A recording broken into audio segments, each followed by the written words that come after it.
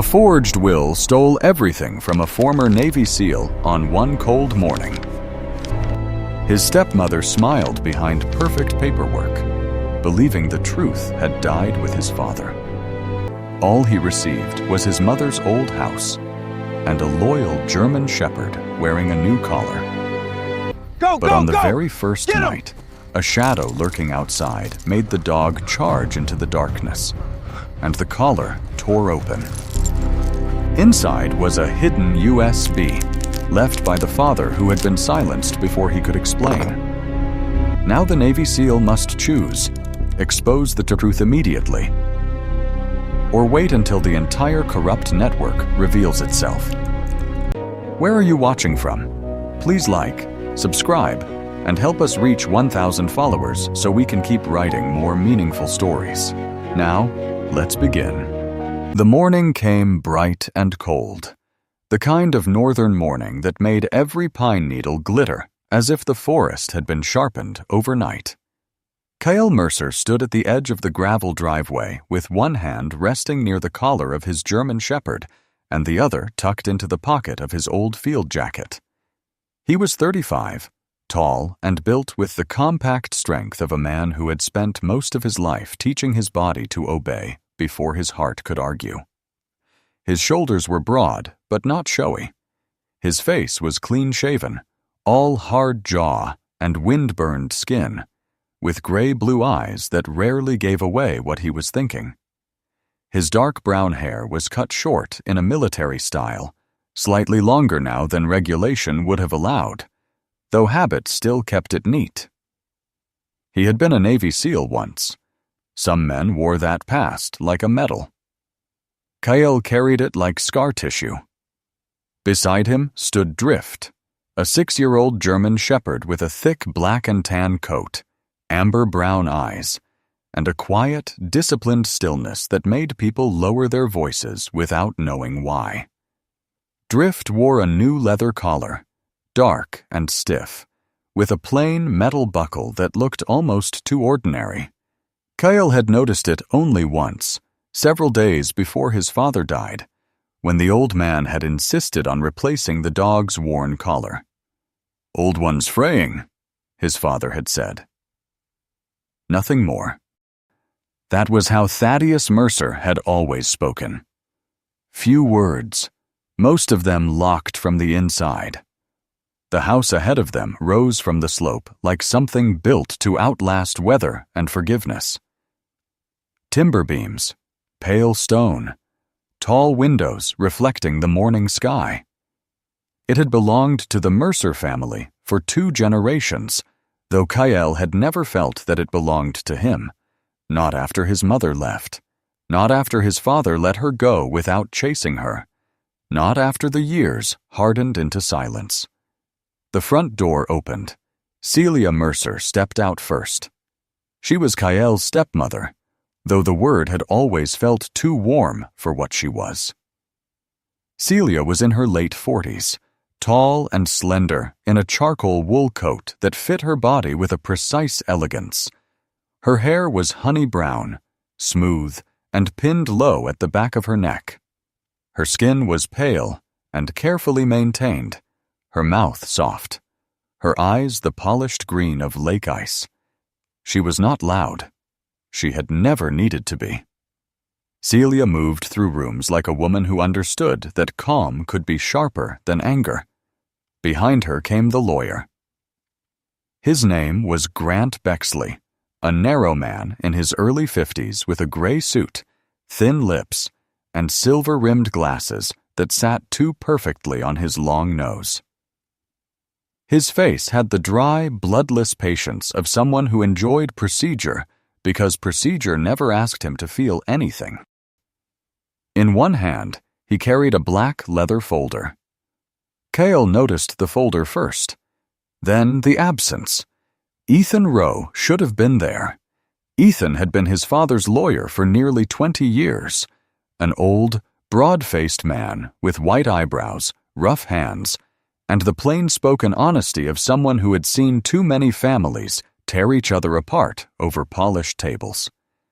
Ethan had been present for every major Mercer signature Kael could remember, but today there was only Grant Bexley, and Celia, and the cold. "Mr. Mercer," Bexley said, "we appreciate your punctuality." Kael said nothing. Drift's ears shifted forward. Celia's eyes passed over the dog, then over Kael, and paused nowhere. That was her gift, making a person feel dismissed without ever insulting him directly. "We can do this inside," she said. "No," Kael answered. His voice was low, even. For the first time that morning, Celia looked at him properly. Kael kept his gaze on the house, not her. "Read it here." Bexley hesitated for half a second, then opened the folder. Paper whispered against paper. The sound carried strangely in the cold air, thin and clean, like the wing beat of a bird. That new winter was coming. The reading began. There were words for everything, words that sounded official, bloodless, neat. Estate, accounts, holdings, transfers, final wishes, legally binding. Testamentary intent. Kael listened without moving. He had been trained to hear gunfire through wind, footsteps through rain, lies through steady voices. But grief was harder. Grief did not announce itself. It sat in the ribs and waited. His father, Thaddeus Mercer, had changed the will only weeks before his death. That detail came early, almost casually. Bexley read it with a slight dip of the chin, as if it were a minor clause. The most recent testamentary document, executed and witnessed 3 weeks prior to Mr. Mercer's passing, supersedes all previous versions. 3 weeks. Kael's hand tightened once inside his pocket. 3 weeks before his death, his father had been heavily medicated. Kael had seen him only briefly then, in a dim upstairs room that smelled of antiseptic, cedar wood, and something sour beneath it. The old man's eyes had opened, but they had not fully found him. Celia had said the medication made him tired. The new doctor had said the same. Dr. Malcolm Vire, a man Kael had met only once, smooth-faced, dark-haired, soft-voiced, with hands too delicate for the blunt work of illness. He had smiled often, but never with his eyes. Kael remembered that now with the sudden clarity of a blade catching light.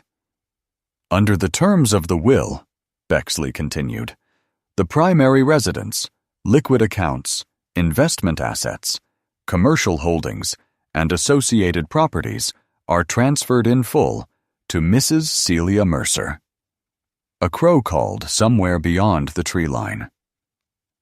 Then silence returned, not empty silence, judgmental silence. Celia stood very still. She did not smile. That would have been too crude.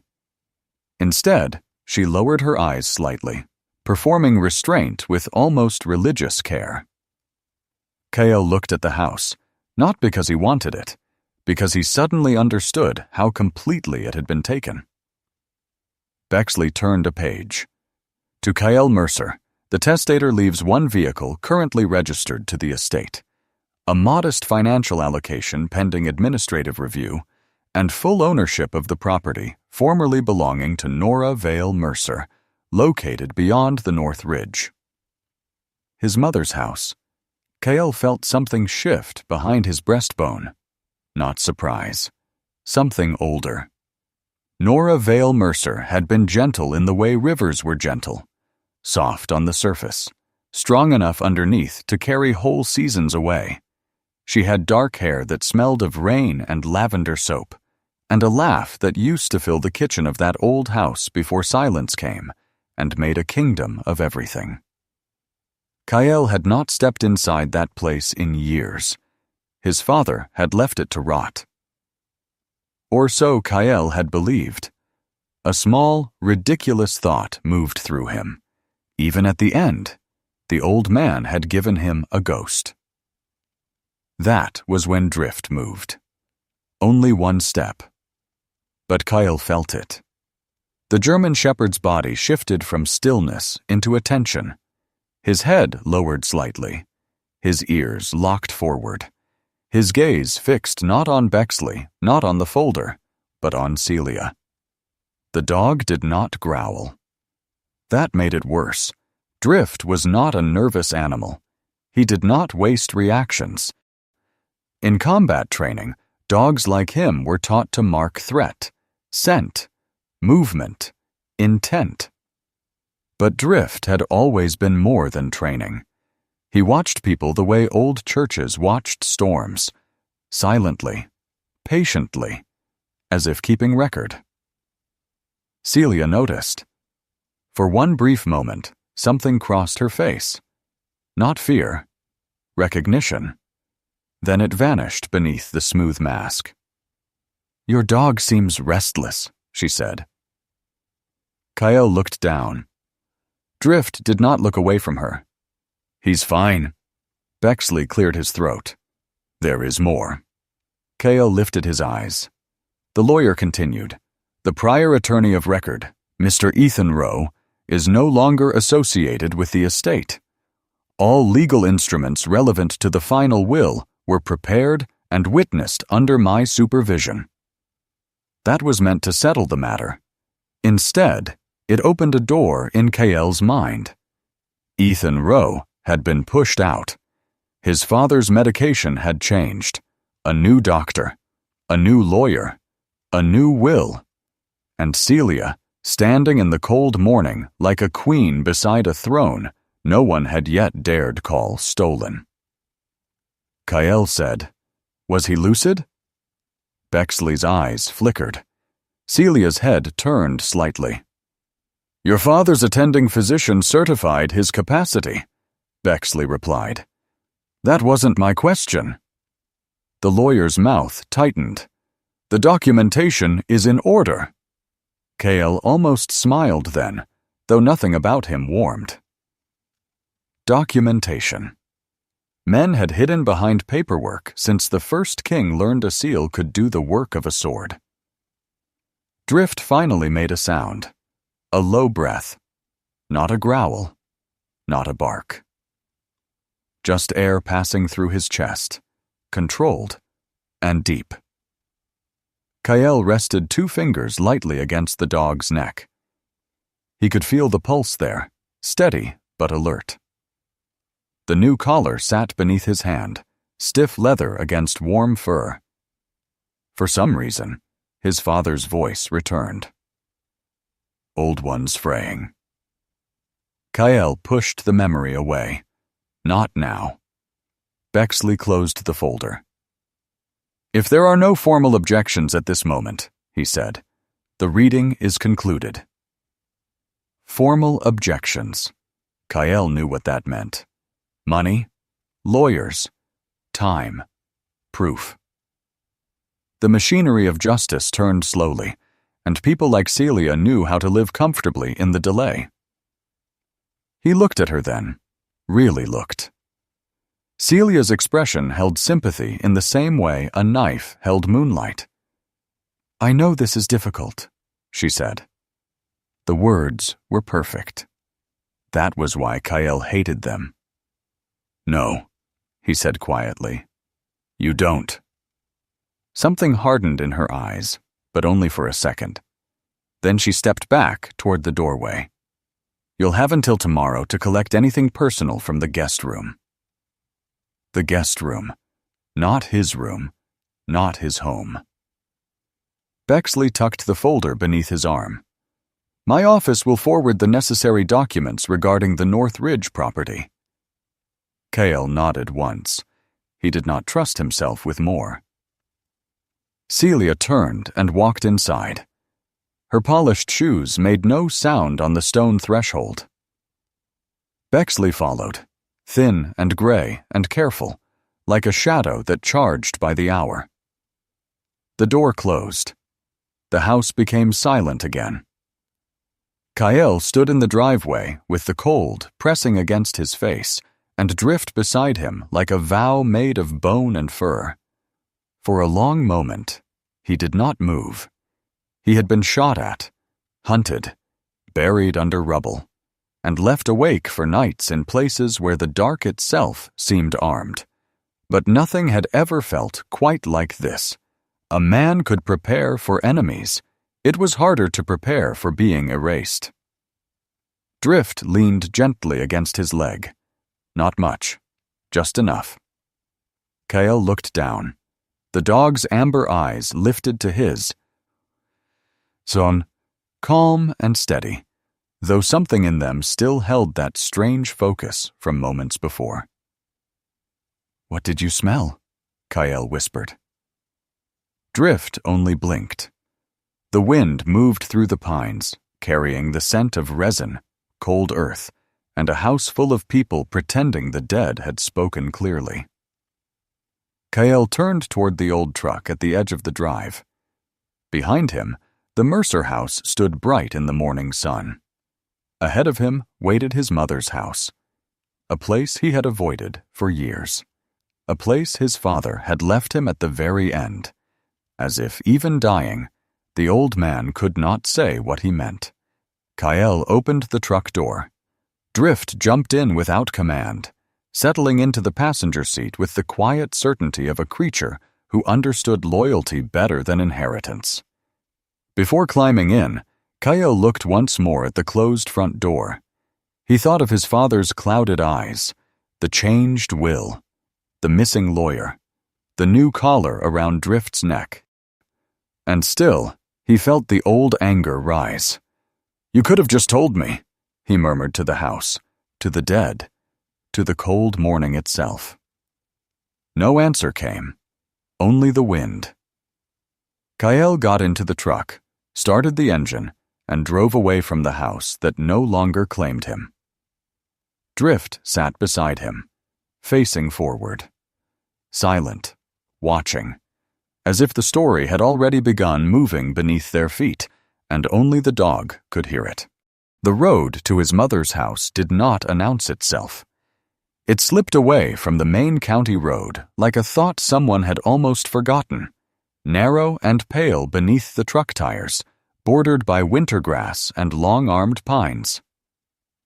Morning had already turned toward afternoon, but the light remained clean and bright, falling through the trees in sheets of gold so thin they looked breakable. Kael Mercer drove without music. The old truck rattled over uneven ground, its heater breathing warm air that smelled faintly of dust and old vinyl. Beside him, Drift sat upright in the passenger seat, steady as a carved thing. The German shepherd's ears moved now and then, catching sounds beyond the truck's windows, the scrape of branches, the distant chatter of water under ice, the hidden stirring of small animals under brown leaves. Kael kept both hands on the wheel.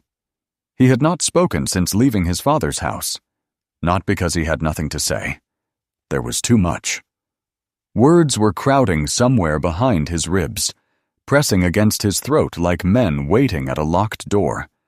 But he had learned long ago that if he let them all out at once, they would not become truth. They would become noise. So he drove. The property came into view slowly. First, the broken mailbox, half swallowed by weeds. Then the split-rail fence, gray with age, sagging in places but still standing. Then the house itself. It sat in a shallow clearing, a 2-story structure of weathered wood and pale stone, smaller than the Mercer estate but warmer in shape. The roofline dipped slightly on the west side. Ivy had claimed part of the porch railing. One upstairs shutter hung crooked, tapping lightly in the breeze like a finger against glass. But the house had not collapsed. That was the first thing Kael noticed. It should have looked abandoned, forgotten. It did not. The windows were dirty, but intact. The porch steps had been patched at some point. The gutters, though dented, were not completely choked with leaves. Someone had kept the ruin from becoming a grave. Kael shut off the engine. Silence settled. Drift's nose lifted. The dog did not jump out immediately. He stared through the windshield at the house, amber eyes focused, body still. Not tense, not afraid. Listening, perhaps, or remembering something he had never lived. Kael reached for the door handle, then paused. His mother had planted lavender near the porch. He remembered that suddenly, with the kind of force memory used when it wanted to hurt. In summer, the whole front walk had smelled purple and sweet. Nora Mercer used to cut small bundles, tie them with string, and hang them in the kitchen window. She said it kept the air gentle. Kael almost laughed. Gentle air. That had been one of his mother's strange little phrases, as if air could choose kindness. He stepped out of the truck. Cold ground met his boots. The air here smelled different from his father's estate. Less polished, less controlled. Damp wood, old pine, faint earth, and beneath it all a trace of something almost floral, so weak it might have been memory inventing mercy. Drift hopped down after him, landing lightly. The new collar sat snug around the dog's neck, dark leather against thick fur. Kael glanced at it without thinking, then looked away.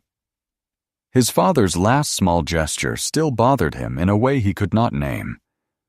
The front door did not open smoothly. It resisted, swollen slightly from years of cold and wet. Kael pushed harder. The old hinges groaned. Inside, the house breathed out. Not rot, not abandonment, just age. Dust lay across the floorboards, but not evenly. That bothered him at once. Some places held thick gray film. Other areas looked disturbed, as if someone had passed through months ago, maybe weeks, careful enough not to leave much behind, but not careful enough to erase everything. The entryway was narrow. A faded runner rug stretched toward the sitting room. A brass coat hook hung crooked near the door. On the wall, a pale rectangle marked where a picture had once hung. Kael stared at that empty shape longer than he meant to. There had been a photograph there once. His mother in a yellow sweater, laughing at something just outside the frame. Gone now. Of course it was gone. Drift moved past him slowly, not wandering, inspecting. His paws made soft sounds on the wood. He stopped near the sitting room entrance, lifted his head, and sniffed the air. Then he turned toward the hallway. Kael closed the door behind them. The sound echoed through the house. He hated how familiar it felt. The sitting room still held a sofa covered by a sheet, 2 chairs, a small bookshelf, and the old stone fireplace. The mantel was empty except for dust, and one small ceramic bird with a chipped wing. Kael remembered that bird.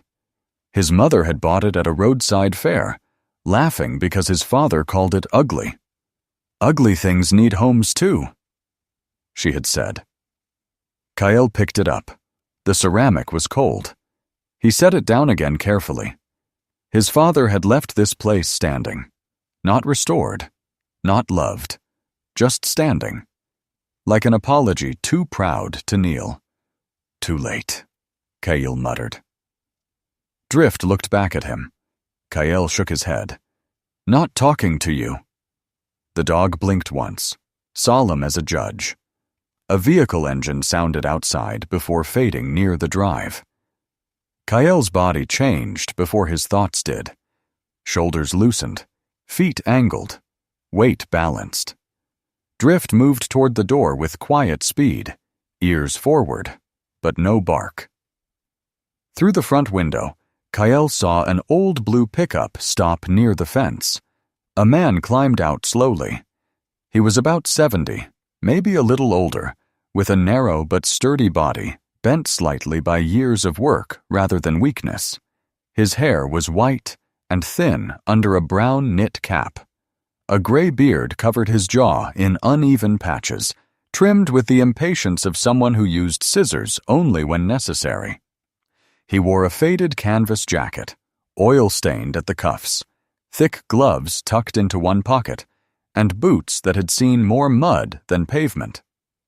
He approached the porch with one hand raised, not quite waving, not quite surrendering.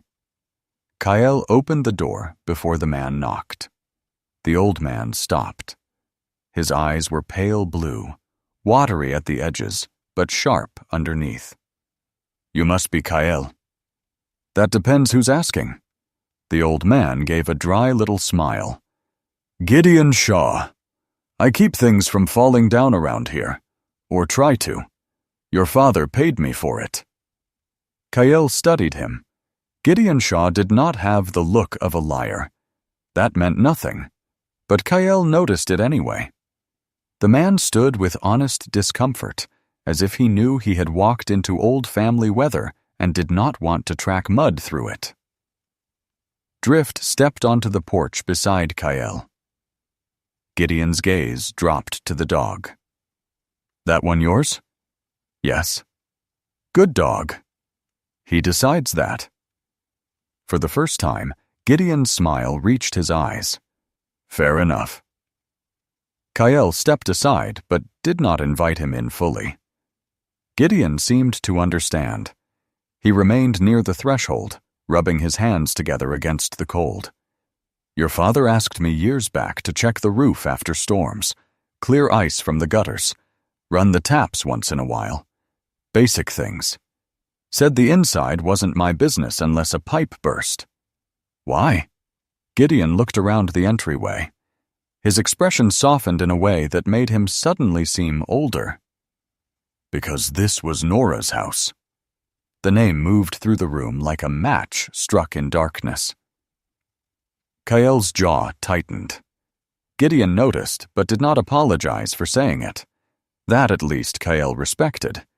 "You knew my mother?" "Everybody knew Nora a little. Nobody knew her enough." Gideon glanced toward the sitting room. "She was kind without being foolish. That's rarer than people think." Kael said nothing. The old man cleared his throat. "I didn't come to pry. Heard about the reading. Thought you should know the house is sound enough, but the back steps need replacing before spring. Furnace works if you coax it like a stubborn mule. Water runs brown at first, then clears." "How often were you here?" "Once a month, sometimes twice in winter." "Did my father ever come with you?" Gideon paused.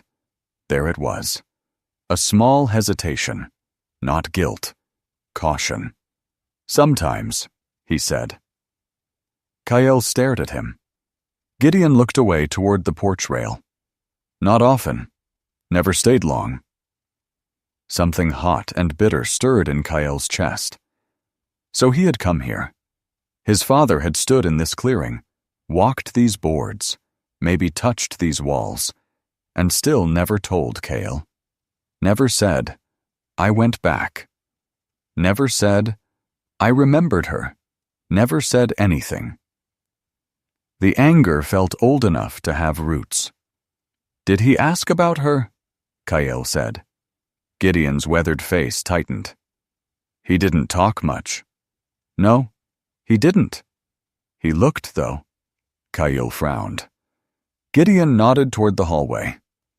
"Some people grieve loud. Some people just keep checking if the roof leaks on a house no one lives in."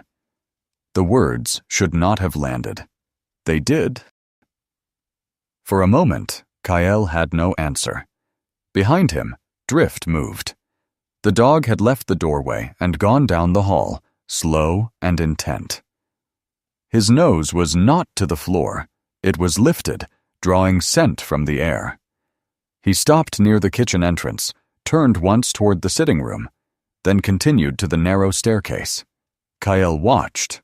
Gideon did too. "That dog always do that?" the old man asked. "Depends." "On what?" Kael did not answer. Drift climbed the first 2 steps, then stopped. He looked up the staircase, perfectly still. His ears tilted forward, his tail lowered, not tucked, just quiet.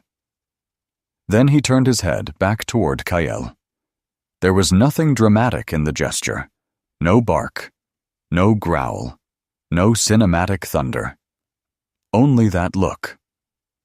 And yet something in Kael's chest shifted. For one strange second, the house did not feel empty. It felt as if someone had been waiting upstairs and had just heard them arrive. Kael's fingers curled once at his side. Gideon whispered, almost to himself, "Well now." Kael glanced at him. The old man looked embarrassed by his own reaction. "Sorry.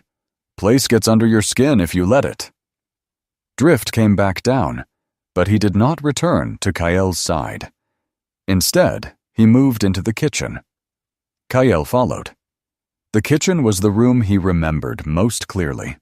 Small square table near the window, yellowed curtains, white cabinets with worn handles.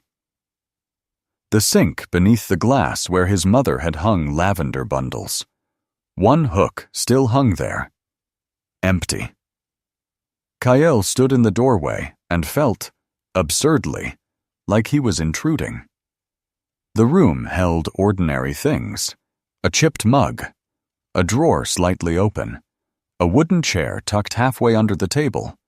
Nothing dramatic, nothing that should have hurt. But grief was a thief with strange taste. It stole breath from the smallest corners. Drift crossed to the far side of the kitchen and sniffed near the baseboards. Then he paused beneath the window, directly below the empty hook. Kael watched the dog's ribs move with slow breaths. "What is it?"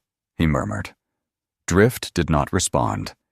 His attention remained fixed, but not on an object.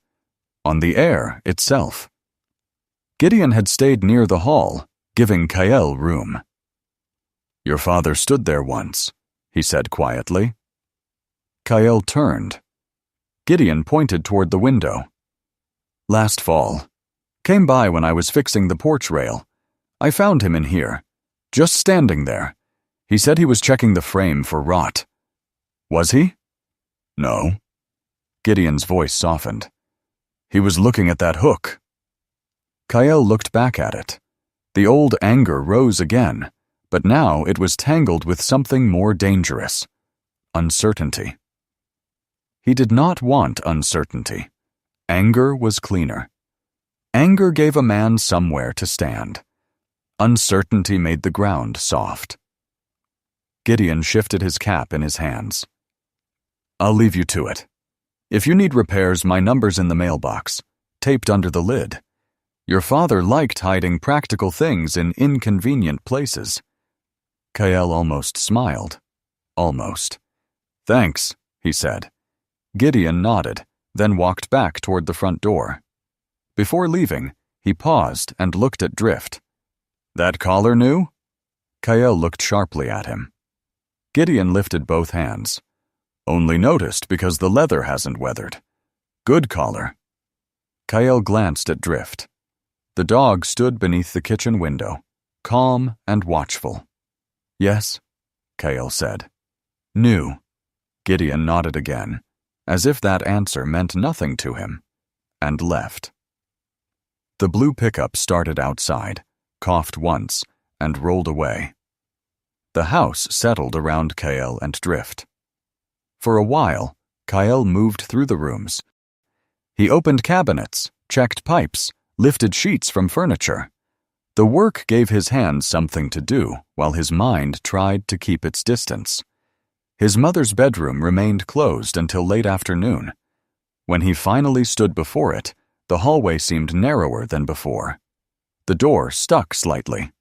Inside, light fell across a bed frame, a dresser, and a cracked mirror clouded at the edges. Most of her things were gone. Not naturally gone. removed, selected. The drawers held only fragments: a scarf, a button tin, an old receipt, a hairbrush with no hair left in it.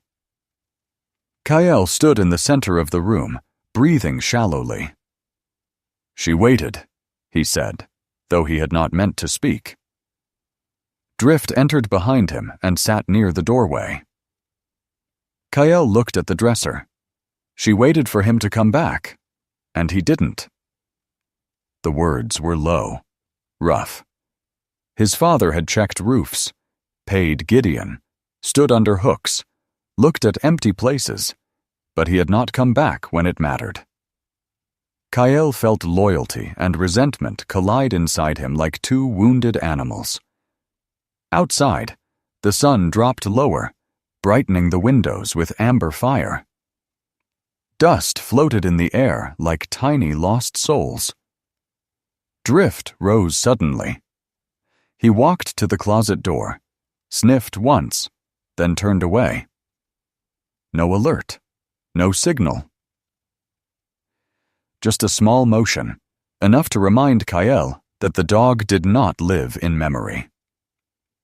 Drift lived now, in breath, scent, movement, danger, devotion.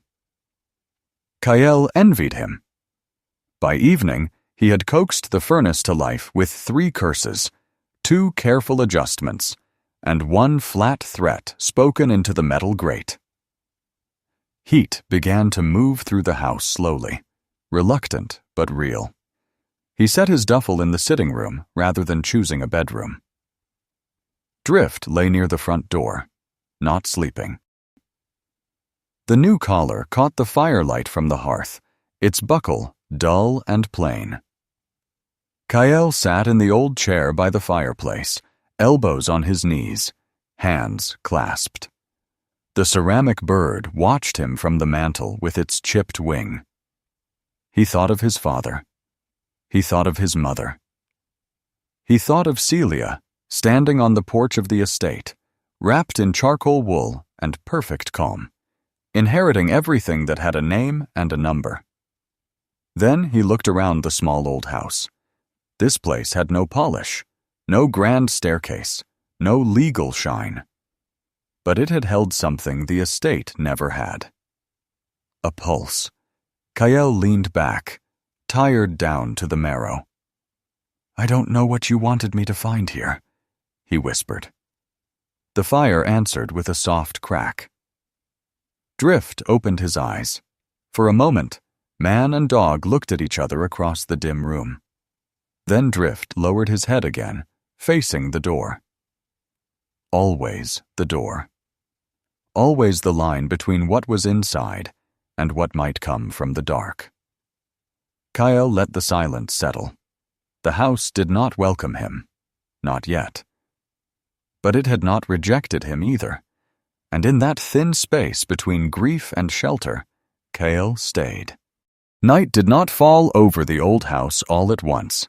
It gathered slowly at the windows, first in blue shadows beneath the pines, then in long strips of darkness stretched across the yard, then finally in a solid black line beyond the porch where the trees began. By the time the last of the daylight slipped away, the house seemed to have pulled itself inward, holding its breath against the cold. Kael Mercer sat in the old chair near the fireplace, but he had not slept. The furnace ticked unevenly through the walls. The fire had burned low, leaving a red glow beneath blackened logs. Every now and then, the house made a small sound, wood shrinking in the cold, an old pipe settling, wind pressing against the siding like a hand testing whether it could get in. Kael knew the difference between a house speaking and a man moving outside it. So did Drift. The German shepherd lay near the front door, his body long and still, black and tan coat catching the faint firelight along his shoulders. His ears were relaxed, but not fully down. His eyes were half closed in that deceptive way working dogs had, the way they appeared at rest while some deeper part of them remained awake and counting. Kael leaned forward, elbows on his knees. The day had left him raw. Gideon Shaw's words had stayed with him longer than he wanted. Some people grieve loud. Some people just keep checking if the roof leaks on a house no one lives in. Kael hated the sentence, not because it was foolish, because it might be true. He had spent years building one clean version of his father. Cold, distant, too proud to come back, too stubborn to explain, too late to matter. It had been easier that way. A hard story was still easier than a complicated one. Hard things could be carried. Complicated things shifted their weight when you tried to hold them. Across the room, Drift opened his eyes. Kael noticed before he heard anything. The dog's head lifted an inch, then another. His ears moved forward. The house went silent around them. Not truly silent. There was still wind, still the fire, still the faint electric hum of the old refrigerator in the kitchen. But beneath those sounds, something had changed. A thin pressure entered the room, the old animal knowledge that told a man the world had taken one careful step closer. Drift stood.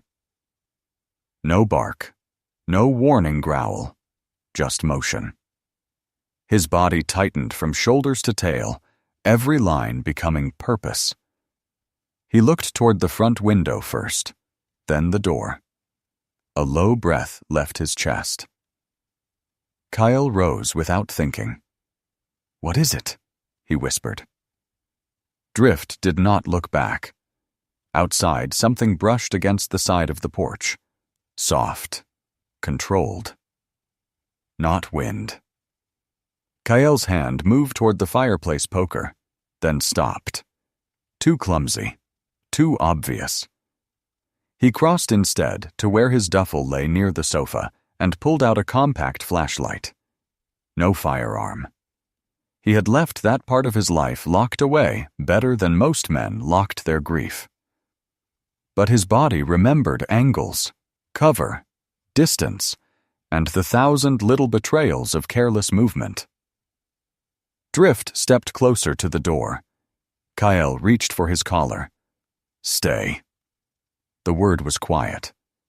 The dog heard it, and for 1 second obeyed. Then a shadow passed across the window, not close enough to see a face, just shape, a shoulder, a head. Gone. Drift launched.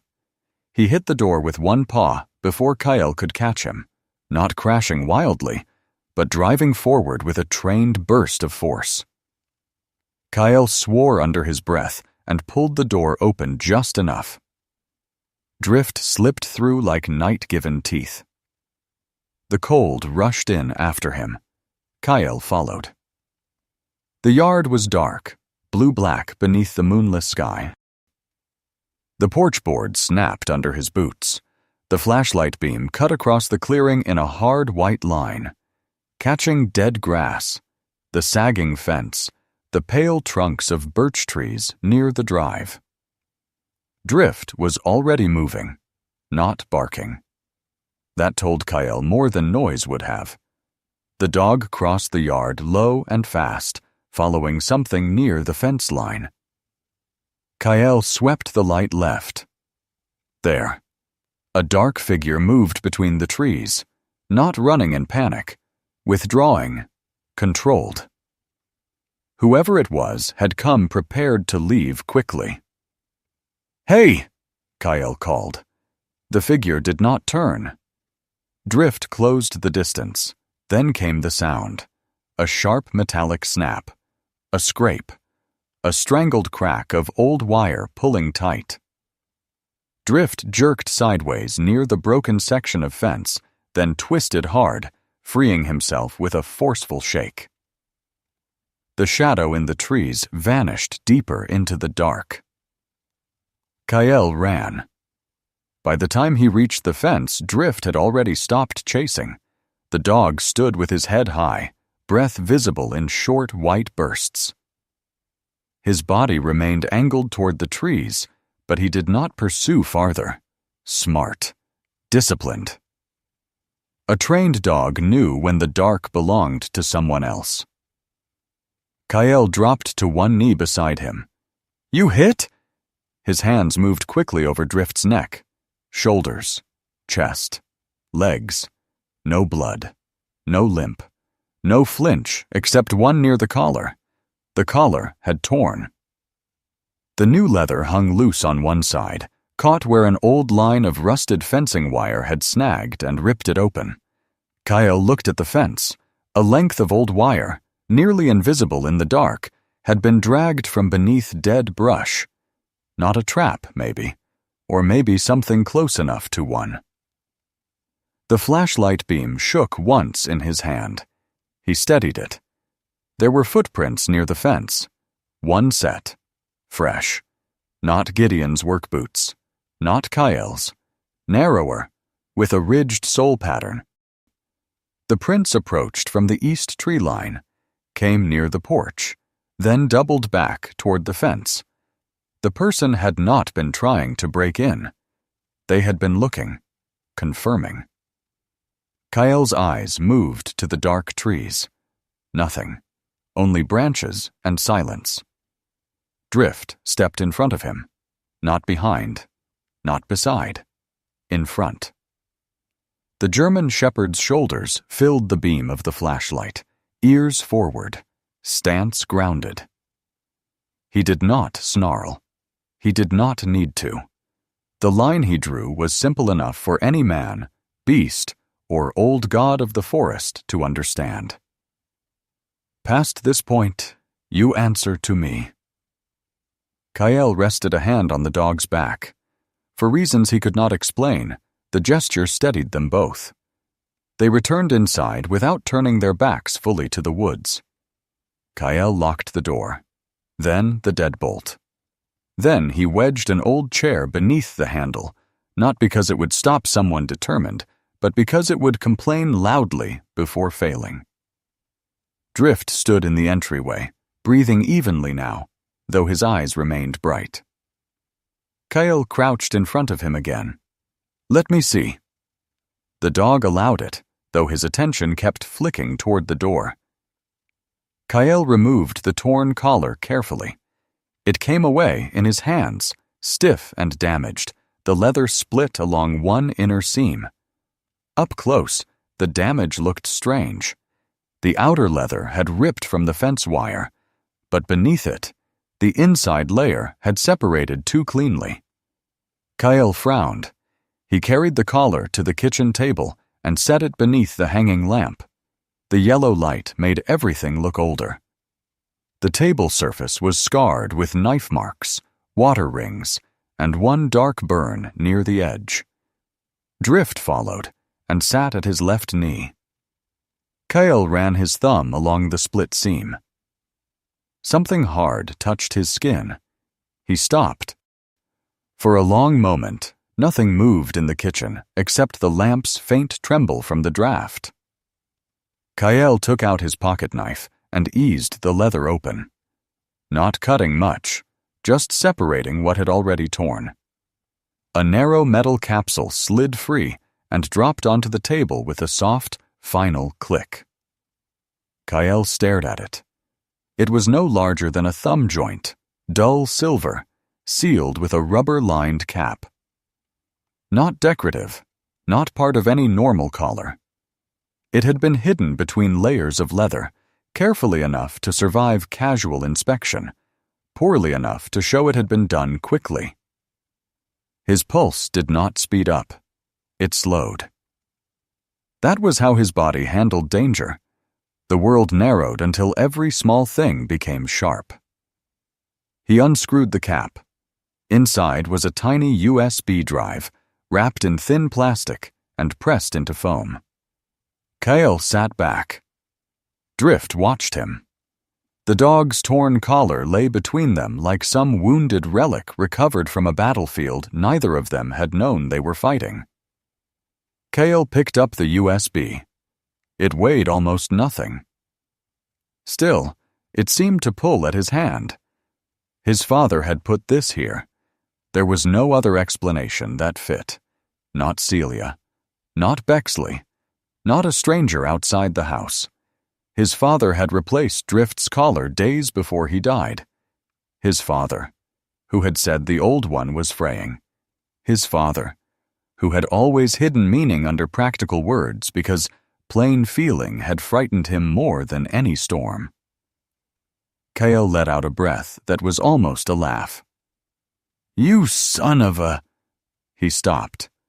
The insult died before it finished. Not out of respect, out of confusion. He stood and retrieved his laptop from the duffel. The machine was old, but reliable, with a battered casing and a cracked corner near the hinge. He did not connect it to the house Wi-Fi. There was no house Wi-Fi to connect to. He disabled wireless out of habit anyway, then inserted the drive. A locked volume appeared. Password required. Kael stared at the prompt. Of course. He tried the obvious things first. His father's birthday. Rejected. His own birthday. Rejected. His mother's name. Rejected. Nora Mercer. Rejected. Mercer. Rejected. A military call sign his father used to mention when Kael was young. Rejected. He leaned back, rubbing both hands over his face. Drift placed his muzzle on the edge of the table. Not begging. Watching. "You know it?" Kael asked softly. Drift blinked. "Didn't think so?" He tried more. Dates. Old addresses. The name of the lake near the North Ridge. A phrase his father used when repairing machinery. Measure. Twice. Rejected. Rejected. Rejected. Each failure struck something old inside him. Not surprise. Confirmation. His father had left him a locked thing. That was almost funny. The man could die and still manage not to explain himself. Kael shut the laptop halfway, then opened it again. Anger rose, familiar and useful. "No," he whispered. "Not this time." He stood so abruptly the chair scraped the floor. Drift rose with him. Kael began searching the house, not frantically, methodically.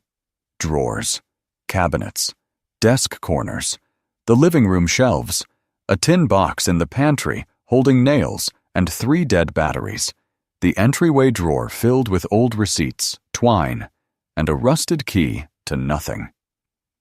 He did not know what he was looking for. That was the worst kind of search. At some point near midnight, he returned to his mother's bedroom. The room felt colder than the rest of the house. The cracked mirror reflected him in pieces. Shoulder, jaw, eye, hand. He looked like a stranger assembled from war and inheritance. He opened the bottom dresser drawer. Inside lay the button tin, the scarf, and beneath them, a flat envelope tucked under the drawer liner.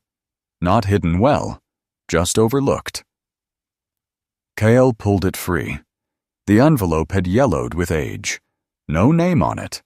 No note. Inside was a photograph. A wedding photograph. His father stood younger and almost unrecognizable, not smiling broadly, but looking at Nora as if the world had briefly become something he trusted. Nora wore a simple cream dress, her dark hair pinned loosely, a few strands escaping near her face. Her smile was bright, not posed, full of a brave and foolish hope that made Kael's chest ache. He had seen the photo before as a child, but not like this. In the lower corner, written in faded blue ink, was one small line. Briar Chapel, June rain. Kael stared at the words. A memory opened. His mother laughing in the kitchen while rain tapped the windows. "Your father looked like a drowned wolf when I met him," she had said. Standing outside Briar Chapel, pretending he didn't need shelter. Kael returned to the laptop. His hands felt oddly calm now. He typed, Briar Chapel. Rejected. He typed, June rain. Rejected. He sat still. Then he typed both together. Briar Chapel, June rain. The drive opened. For several seconds, Kael did not move. The screen changed, showing folders and files, all named badly, hurriedly. Some were labeled with dates, others with fragments, clean system, no polished evidence package. This was not the work of a man who had planned for years. This was a dying man gathering broken glass in the dark. Kael opened the first folder. Photographs. Celia entering a small inn 2 towns away with a man Kael did not recognize. Tall, dark coat, face turned away from the camera. Another image. Celia and the same man inside a parked vehicle, close enough that no explanation could dress it as business. The next folder held screenshots of bank transfers, partial, messy, some names visible, others cut off. Accounts tied to shell companies, dates near the final months of Thaddeus Mercer's life. Another folder, messages. Fragments only, enough to suggest pressure, timing, medication, signatures. The word compliant appeared twice. Kael opened the final file. A map image, low resolution, likely photographed from a computer screen. Several locations marked across the northern region. Some circled once, some circled again and again. Repeated points, no explanation, no key. No voice from the grave telling him what to do, just pieces. Kael sat in the kitchen as the fire died in the other room, and the house grew colder around him. Drift pressed against his leg. Kael's eyes moved over the map, the messages, the photos, the broken transfers. There was enough here to know Celia was not merely unfaithful, enough to know his father had feared something, but not enough to end it. Not enough to walk into a sheriff's office and demand justice. Not enough to challenge a will, expose a network, or name the man in the dark. Not yet. That realization did not weaken him. It sharpened him. Kael closed the files. Then he copied the drive contents to an encrypted folder and removed the USB. He placed it back into the metal capsule, then into his pocket. Drift's ears lifted. Kael turned toward the window. Beyond the glass, at the edge of the trees, a shape stood where no shape should have been. Still. Watching. The person was too far to identify. A dark vertical line between trunks. Perhaps the same figure. Perhaps another. Perhaps only the forest playing tricks on a tired mind. Then Drift moved. He crossed the kitchen without sound and stood between Kael and the window, not barking, not shaking, just standing. The fireless house seemed to gather behind him, full of old grief and unfinished prayers. Kael looked past the dog toward the trees. He understood then that the truth had not been discovered. It had been disturbed, and disturbed things either fled or came closer. He lowered his voice. Not yet. Drift did not look back. Kael closed the laptop. The room went dim. Not until we know what this is. Outside, the shadow did not move. Inside, the German shepherd held the line. And for the first time since his father died, Kael felt no urge to shout, accuse, or break something just to prove he still existed. He had something better than anger now. He had patience. Morning came too gently for what the night had left behind. pale sunlight moved through the kitchen window in thin gold bars, touching the table, the old scarred wood, the closed laptop, and the torn collar lying beside Kael Mercer's hand. The house seemed almost innocent in that light. Dust glowed in the air. The repaired furnace murmured through the walls. Somewhere outside, a bird called twice and then went quiet.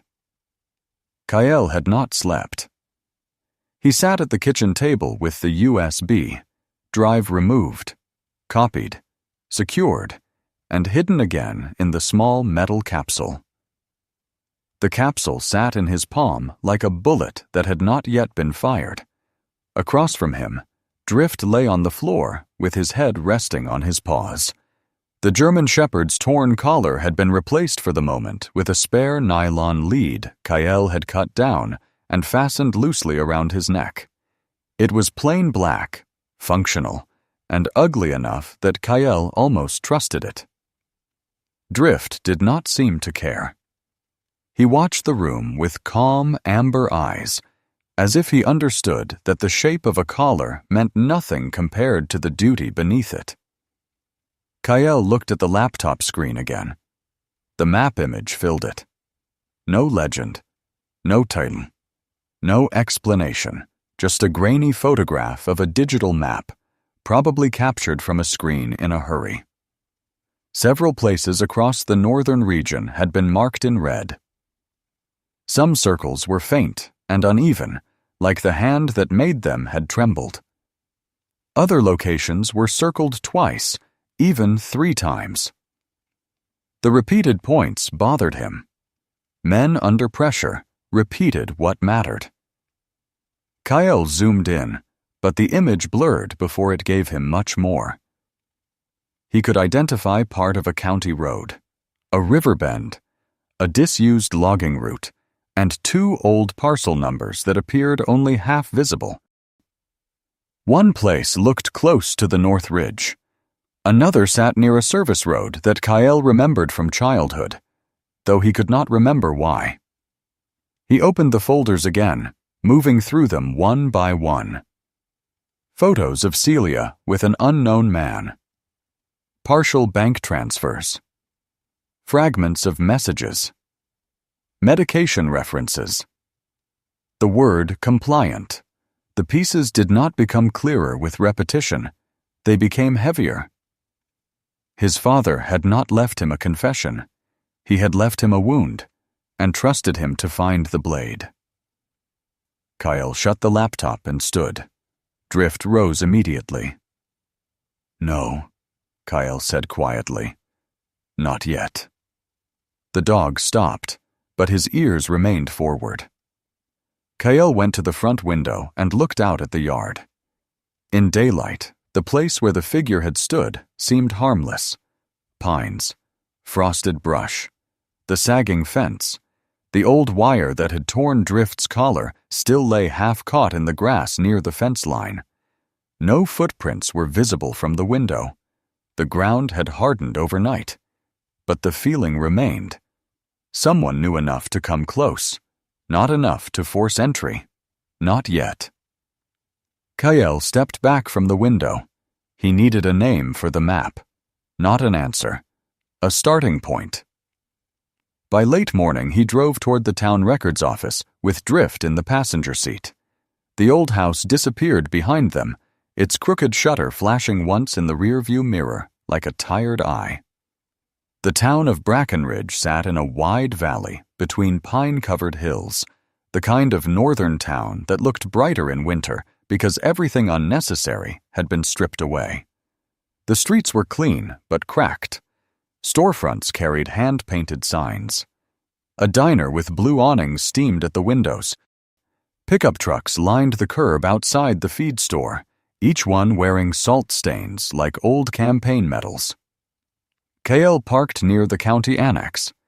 The building was low and square, made of tan brick, with a flag moving stiffly in the cold wind. The sign near the entrance read, "Land Records and Archives," though 2 letters had faded until they looked like ghosts of themselves. Drift stepped down from the truck and stood close at Kael's left side. Inside, the records office smelled of paper, printer ink, old carpet, and radiator heat. Filing cabinets lined the walls in long metal rows. Maps hung framed behind glass, some yellowed with age, some newly printed but already curling at the corners. A fluorescent light buzzed overhead with the persistence of a trapped insect. At the front desk sat a woman in her mid-30s with chestnut brown hair tied loosely at the nape of her neck. A few strands had escaped around her face, softening features that otherwise seemed built for focus. She had pale skin, a narrow nose, and gray-green eyes that moved quickly from document to document, then to Kael, then to Drift, missing very little. She wore a dark green sweater under a denim jacket and no jewelry except a thin silver ring on her right thumb. Practical, unshowy. She looked like someone who had learned early that truth usually arrived badly filed. "You here for property tax forms," she said. "Or trouble?" Kael paused. "Depends how good your records are." The woman looked up fully. Her expression did not change much, but interest sharpened behind her eyes. "That usually means trouble." Her nameplate read, Mara Bell. So, Kael placed a printed copy of the map on the counter, cropped and cleaned as much as the image allowed. He had removed anything from the USB that did not need to be seen. The fewer people who knew the shape of the whole thing, the longer he stayed alive. "I need to identify these locations," he said. Mara took the paper. She did not reach for it like a clerk accepting another task. She held it like a puzzle. Her eyes moved over the marks once, then again. She turned the page slightly, searching for orientation. Then her fingers stopped at one of the repeated circles. "Where did you get this?" "Family file." "That's not an answer." "It's the safest one I have." Mara's gaze lifted to him. Most people would have asked more. Mara did not. That was the first thing Kael liked about her. She looked down again. "Some of these are county parcels, old ones, but these two—" She tapped the paper lightly. "These don't match anything active." "Meaning?" "Meaning they either got merged, retired, or someone made sure they became difficult to search." Kael studied her face. "Can that happen?" Mara gave a short laugh without humor. "Anything can happen if the person asking has enough money and the person filing has enough reasons not to argue." Drift shifted beside him. Mara glanced at the dog. "He friendly?" "No." She nodded, accepting that without offense. Honest answer. Rare around here. Kael almost smiled. Mara took the map to a wide table near the back, where several large parcel books were stacked beside a computer terminal older than it had any right to be. She moved with quick, controlled efficiency, the sort of competence that did not announce itself because it had survived too long without applause. Kael remained standing. Drift sat beside him, but his attention wandered to the side wall where a row of old rolled maps rested upright in a wooden bin. His nose lifted. Kael noticed. "What is it?" Drift did not move toward the maps. He only breathed in slowly, then lowered his head again. Mara looked over her shoulder. "Something wrong?" "Not yet." "That's comforting." Kael did not answer. Mara began searching. She entered numbers, checked indexes, pulled one oversized ledger from a lower shelf, then another. Her brow tightened. Every few minutes, she made a small note on a yellow legal pad. Kael watched the pattern of her work. She was not guessing. She was eliminating. After nearly half an hour, she stopped talking altogether. That was when Kael knew she had found something. Mara placed two records side by side. One was a modern printout. The other was a photocopy from an older archive, its edges gray and uneven. "These should match," she said. "They don't." "No." She pointed to a parcel near the river bend. In the older record, this land was listed under a private holding company. Small, inactive, nothing interesting. 21 years ago, it appears in a transfer note. Then it disappears from the searchable index. Disappears how? Not deleted. That would leave an obvious hole. It gets absorbed into a maintenance classification. Road easement. Utility access. Nobody looks closely at those unless there's a dispute. Kael looked at the repeated circles on the map. And the other marks? Mara's mouth tightened. 2 of them show similar treatment. Different dates, different clerks, different companies, same kind of vanishing. The office seemed quieter suddenly. Even the fluorescent buzz sounded far away. Kael felt Drift lean against his leg, not seeking comfort, marking presence. Mara lowered her voice. "Mr. Mercer, people mess with records for all kinds of reasons. Tax dodging, development, family disputes. But this," she looked back at the map, "this is not one property being hidden. This is a pattern." The word settled between them. Pattern. Kael had seen that word kill men. On screens, in routes, in habits, in radio traffic. A pattern meant intention. A pattern meant someone had done something more than once and believed no one would notice. Drift suddenly stood. His head turned toward the old map bin. This time, he moved. Slowly. Not pulling, not lunging. He crossed the office with his nose lifted, then stopped before one rolled map tied with a faded red string. He sniffed once, then looked back at Kael. Mara froze. Kael did too. "What's in that one?" he asked. Mara walked over, frowning. "Old survey overlays. Mostly useless unless you enjoy headaches." She pulled the roll free, untied it, and spread it carefully across the table. The paper was brittle and yellowed at the edges. A survey grid covered the region north of Brackenridge, including the ridge, the river bend, the logging route, and several service corridors that no longer appeared on modern maps. One of the faded lines matched a repeated point from the USB image, then another, then a third. Mara's fingers stopped moving. Kael looked at Drift. The dog sat calmly near the table, as if he had done nothing extraordinary. Mara whispered, "How did he know?" Kael did not answer immediately, because he did not believe in magic. Not the soft, candlelit kind people sold to one another when grief became too heavy. He believed in scent, training, memory, and the brutal intelligence of living things that had never learned to lie to themselves. Still, in that moment, with an old map spread under yellow light and his father's broken clues beginning to align, something moved through him that felt very close to prayer. Not proof of heaven, not a message from beyond. Just the terrible possibility that love, even when clumsy and late, could still leave a trail. "He didn't know," Kael said quietly. "He noticed." Mara looked at him, then at Drift. "Sometimes that's enough," she said. Kael bent over the old survey map. The repeated points were not random. They sat along forgotten access corridors, places where land designation, private holdings, and county maintenance zones overlapped.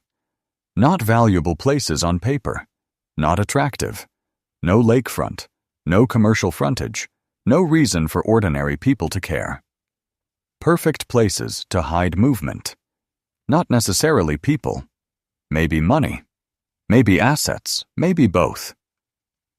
Mara traced one line with her pencil. If someone used these as shell properties, They could route transactions through maintenance contracts, environmental work, access rights. Small amounts at first, then larger ones buried in layers. You sound like you've seen this before. Not exactly. Her eyes darkened. My father lost his land because a developer buried him in filings he didn't understand.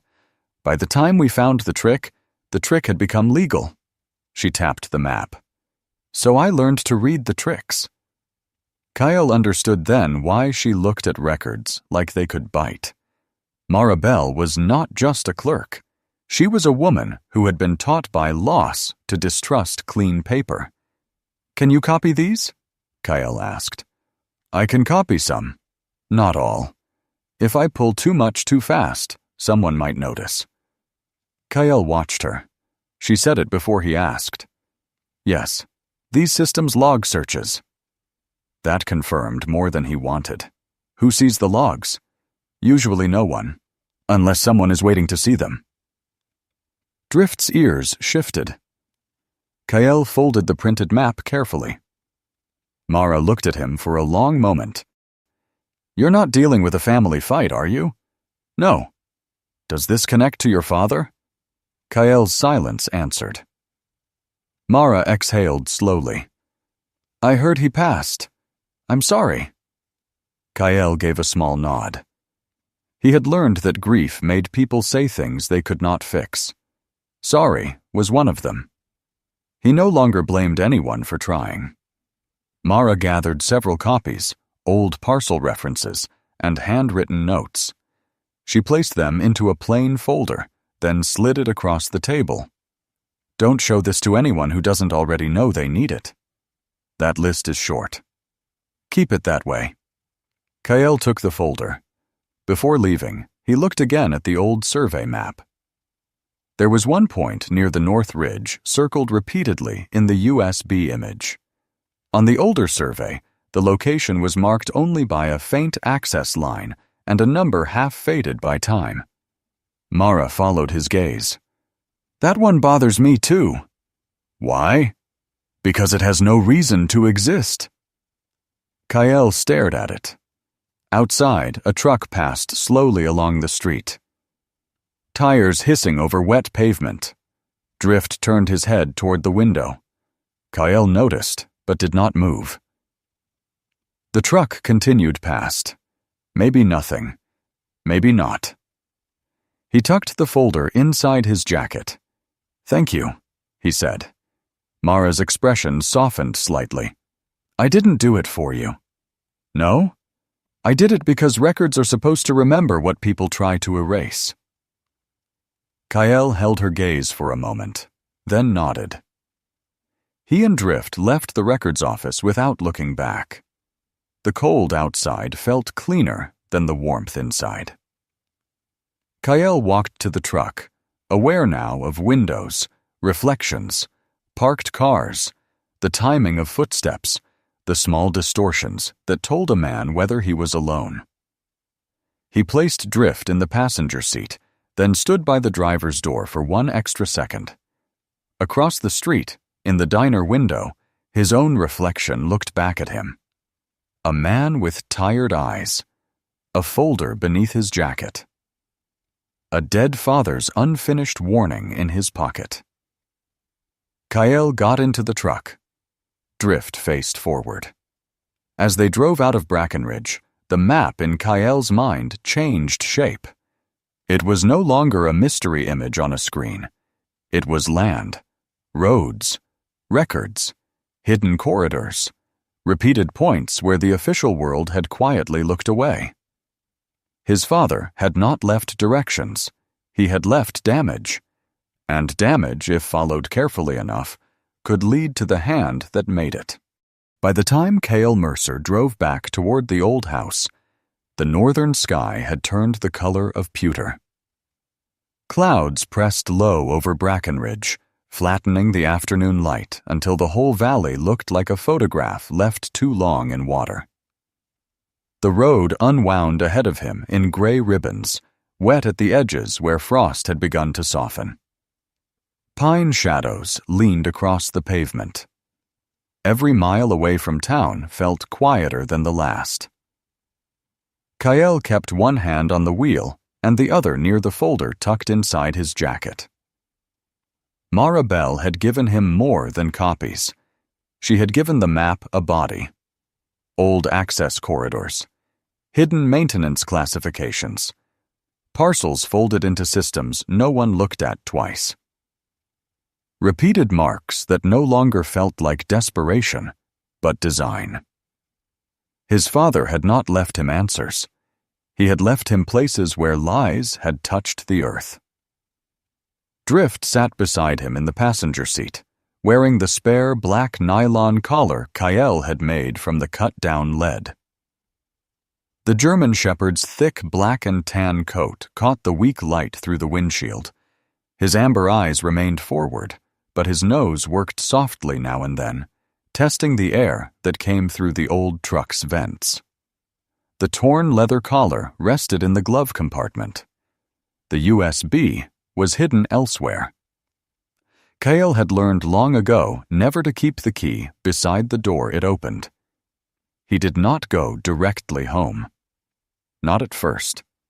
He drove past the turnoff once, continued 2 miles, pulled into a gas station, bought coffee he did not want, and watched the reflections in the store window while the cashier talked about the weather. Then he took the long way back through a logging road, doubling once, stopping twice where the tree line offered a view of the road behind him. No obvious tail, no repeating vehicle, no careless shadow.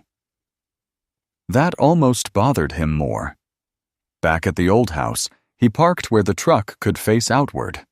A small habit, a soldier's habit, an old superstition dressed as practicality. He left the engine running for a moment and studied the yard. The fence still sagged where Drift had hit the wire the night before. The porch sat empty. The upstairs shutter tapped lightly against the frame. Nothing moved. Drift did not wait for permission this time. When Kael opened the door, the dog stepped down and stood still beside the truck, nose lifted. He did not look toward the house. He looked toward the road. Kael followed his gaze. There was nothing there but gray gravel and the dark seam of trees beyond it. Still, Kael listened. Wind, branches, a crow far off. No engine, no footstep, no voice. Drift's ears tilted forward, then relaxed by a fraction. "Yeah," Kael murmured. "I feel it too." He spent the next hour turning the old house into something less welcoming. Not visibly. That was the trick. A man who expected danger but wanted to look afraid did different things than a man who expected danger and wanted no one to know. Kael did not board windows. He did not set obvious traps. He did not leave lights blazing like some frightened homeowner trying to keep shadows from remembering him. He checked door frames, set thin threads low where they would break if a window opened, placed a glass jar on the inside sill of the rear mudroom window, balanced badly enough to fall if disturbed, but naturally enough to look like poor housekeeping. He moved his duffel from the sitting room to a dark corner under the stairs. Drift followed, always close, always silent. The dog's behavior had changed since Brackenridge. Before, he had searched. Now, he guarded. He positioned himself between Kael and open spaces, between Kael and windows, between Kael and the unlit hallway when the furnace kicked and the pipes muttered through the walls. There was nothing dramatic in it, no cinematic growl, no theatrical display of loyalty, just the old and holy labor of standing where danger would arrive first. By late afternoon, Kael opened the laptop again and reviewed the map, but only from the copied drive stored offline. He did not linger on any live system. He made handwritten notes instead, using block letters and old shorthand only he would understand. He marked 3 points Mara had flagged as suspicious, then circled the one near the north ridge. He was still staring at it when his phone buzzed. Unknown number. Kael looked at the screen. He let it ring. It stopped. A message arrived 10 seconds later. No words, just a photo. The image showed the old house from the road. Taken that day. Kael did not move. Across the room, Drift lifted his head. The dog had not heard the message, not really, but he heard the change in Kael's breathing, the tiny shift in the room when a man's blood made a decision before his mind named it. Kael opened the photo wider, low angle, far distance, shot from inside a vehicle or behind brush. The house looked small, lonely, almost harmless. His truck was visible near the porch. So was Drift's shape near the front step. No sender name, no threat. That was the threat. Kael saved the image to an offline archive, then powered the phone down and removed the SIM card. Drift stood and crossed to the front door. Not fast, not startled, certain. He faced the door and stood there in silence, body square, ears forward, breath slow. The old house seemed to shrink around them. Kael watched him and felt something cold settle into place. Whoever had come close the night before had not been curious anymore. They were confirming, and now they wanted him to know. Outside, the light faded into evening. The wet branches turned black. The porch boards grew slick with frost. Kael slipped the SIM card into a small tin and placed it beneath a loose brick in the fireplace. Then he put on his jacket. Drift turned his head. "Work," Kael said. The dog's posture changed at the word. Not excitement. Recognition. Kael left the house dark and walked out through the back, not the front. He and Drift moved through the trees behind the property, looping wide toward the road. The forest was cold enough to make every breath visible. Fallen needles muffled their steps. The earth smelled of wet bark, iron, and old leaves. At the edge of the road, Kael crouched behind a screen of brush. Drift settled beside him, low and still. They waited. Waiting was a skill most people misunderstood. They thought it was the absence of action. It was not. Waiting was hunger on a leash. Waiting was the refusal to let fear choose the hour. 20 minutes passed. Then a vehicle rolled slowly down the road without headlights. Kael's eyes narrowed. A dark SUV. It moved past the house once, slow enough to study, fast enough to pretend it had not stopped. The driver's window was tinted, no plates visible from this angle. It continued another 100 yards, then pulled off near the old culvert where brush grew thick. The engine died. A man stepped out. He was tall, early 40s, broad across the chest, but not heavy. He moved with the economical precision of someone who had once worn a badge or a uniform and later learned how much easier life became without rules. His hair was dark and cut close at the sides, with a slight widow's peak. A trimmed beard sharpened his jaw rather than softened it. He wore a black jacket, dark jeans, and boots with ridged soles. Kael recognized the tread pattern from the night before. The man stood beside the SUV for a moment, not smoking, not calling, not fidgeting. Assessing. This was no petty thief. This was a hired man. Later, Kael would learn the name Lucas Voss. For now, the man was only shape, movement, method. But method told Kael plenty. Voss did not approach the house again. He moved instead toward the road shoulder, scanning the ground near where Kael's truck tires had passed. Drift's body tightened beside him. Kael touched 2 fingers lightly to the dog's shoulder. Hold. Drift held. Voss crouched near the road and placed something beneath a broken marker post. Not on the truck. Not yet. A signal marker? A camera? A pickup point? The movement was quick. Professional. Then Voss stood, looked toward the old house, and smiled faintly. Not with pleasure, with certainty, as if he believed he had already begun winning. Kael did not move until the SUV was gone. Only after the road had been empty for several minutes did he rise and cross carefully to the marker post. Drift remained slightly ahead, scanning the tree line. Under the post, Kael found nothing obvious at first. Then he saw it. A small black device, no larger than a coin, magnetized to the underside of a rusted metal bracket. Not a tracker for the truck. A passive camera sensor pointed toward the road, positioned to catch movement in and out of the property. Kael removed it with a gloved hand. Drift sniffed once and gave a low, sharp exhale. Metal. Plastic. Human scent. Road grime. The dog's disgust was almost comic in its clarity. Yeah, Kael said. Rude.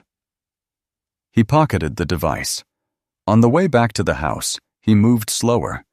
Not because he was afraid, because a new shape had emerged. The person outside the night before was connected to someone with resources. The photo, the device, the slow drive-by. Someone was watching for movement, not attacking. They wanted to know where he went before deciding how hard to press. That meant he still had something they did not understand. Good. By midnight, Kael had created his first false trail. He used the old truck deliberately. He drove out through the main road, letting the broken road sensor see him leave. He passed the gas station again, then headed toward the county road that led west. At a turnout near an abandoned quarry, he stopped, stepped out, and placed the small sensor device inside the bed of a delivery truck that had been parked there for 2 days with a faded landscaping logo on its side.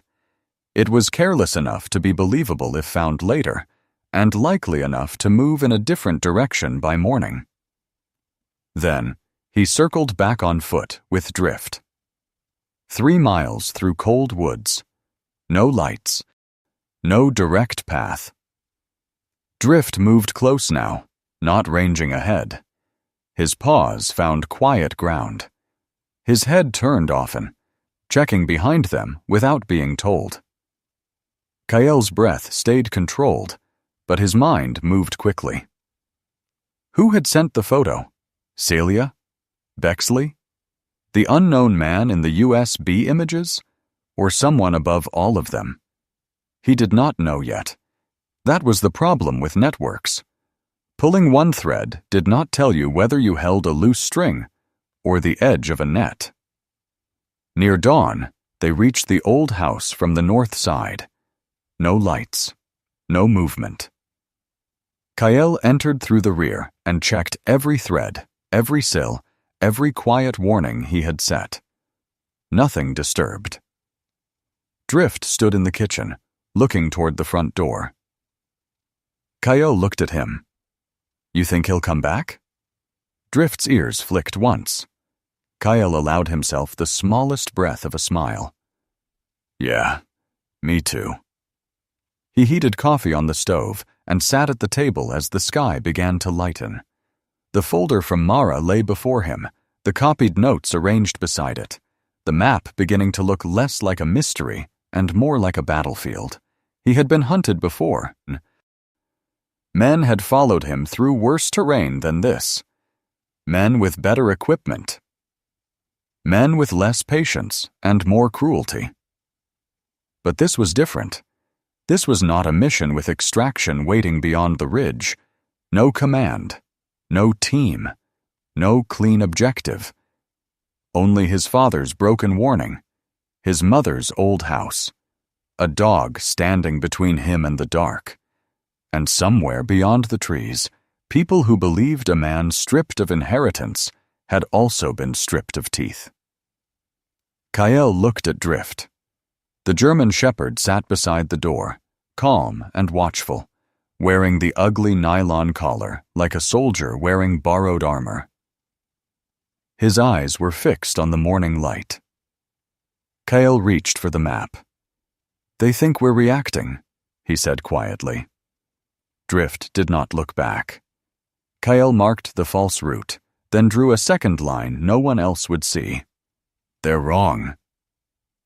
Outside, the first sunlight touched the frost along the fence, and the old wire gleamed briefly like a blade.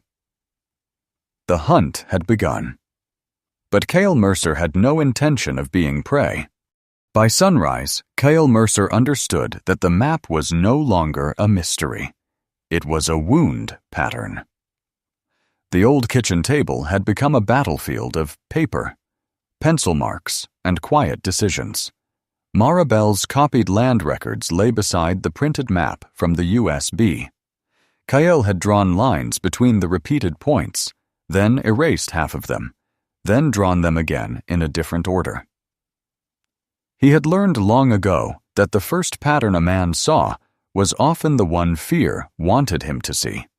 The real one usually waited beneath it. Drift sat near the front door, facing outward. The German shepherd looked different now, though nothing about his body had changed. His thick black and tan coat still caught the weak morning light in dark bronze ridges. His amber eyes were still calm, his posture controlled. But the way he placed himself in the room had shifted completely. He no longer wandered to investigate old smells. He no longer paused at corners as if listening to the house remember. Now he guarded, not dramatically, not desperately. Simply.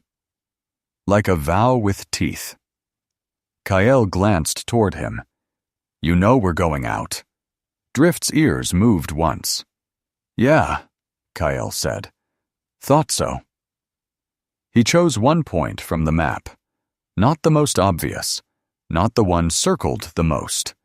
That was the kind of place a frightened man would rush toward and a patient enemy would wait beside. Instead, Kael chose a lesser mark near an old service road east of the North Ridge, where 3 forgotten parcel boundaries overlapped with a maintenance corridor Mara had flagged as inactive but not removed. Inactive but not removed. That phrase had bothered him. Dead things got buried. Hidden things got mislabeled. He packed light. Water, field knife, flashlight, first aid roll. Printed copies sealed in plastic, and the copied data stored on a small, encrypted drive that never left his inner jacket pocket. The original USB remained hidden in the house, far from the obvious places. By mid-morning, he and Drift moved through the woods on foot. The truck had been left where a watcher might expect it, angled near the old house, visible from the road. Kael had taken the back route instead, cutting through pine, birch, and low brush silvered with frost. The forest was bright. That almost made it worse. Sunlight fell through the branches in clean gold shafts. Snow from an earlier storm lingered in shaded pockets beneath the trees, crusted at the edges. Birds moved between branches.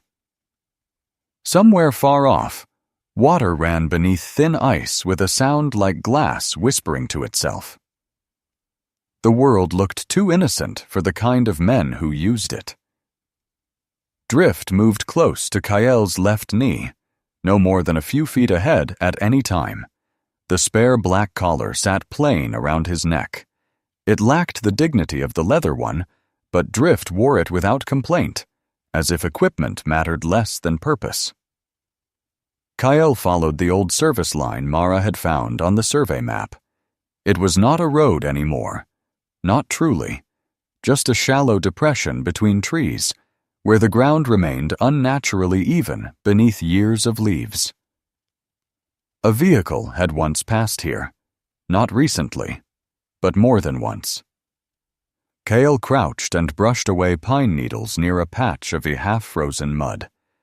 Beneath it, gravel appeared. Small, crushed, deliberately laid. The kind used to stabilize access routes that weren't meant for public use.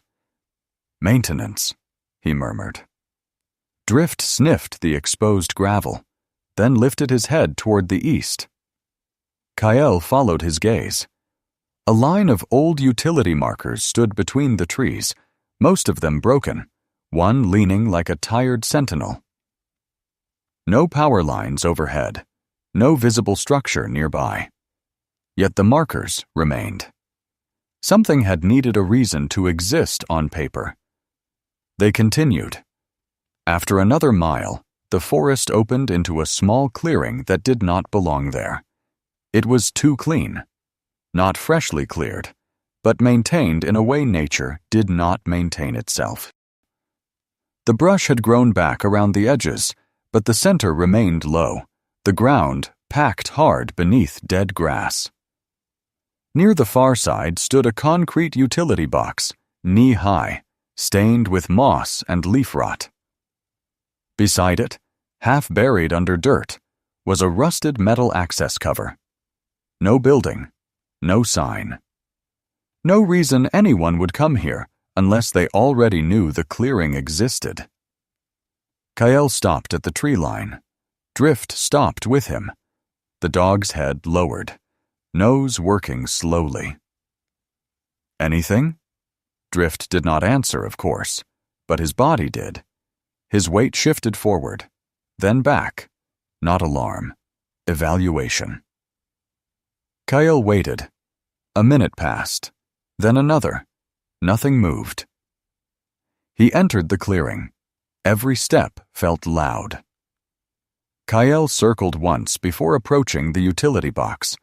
The concrete casing had an old county maintenance stamp faded almost beyond recognition. He crouched and examined the access cover. Rust ringed the edges, but scrape marks showed near one corner. Recent. Not new enough to shine. Recent enough to matter. He pried the cover up with effort. Cold metal complained against old concrete. Inside was not a deep utility shaft, not the kind that would explain a real service route. It was shallow, lined with plastic conduit and a sealed weatherproof container bolted beneath the lid. Kael stared.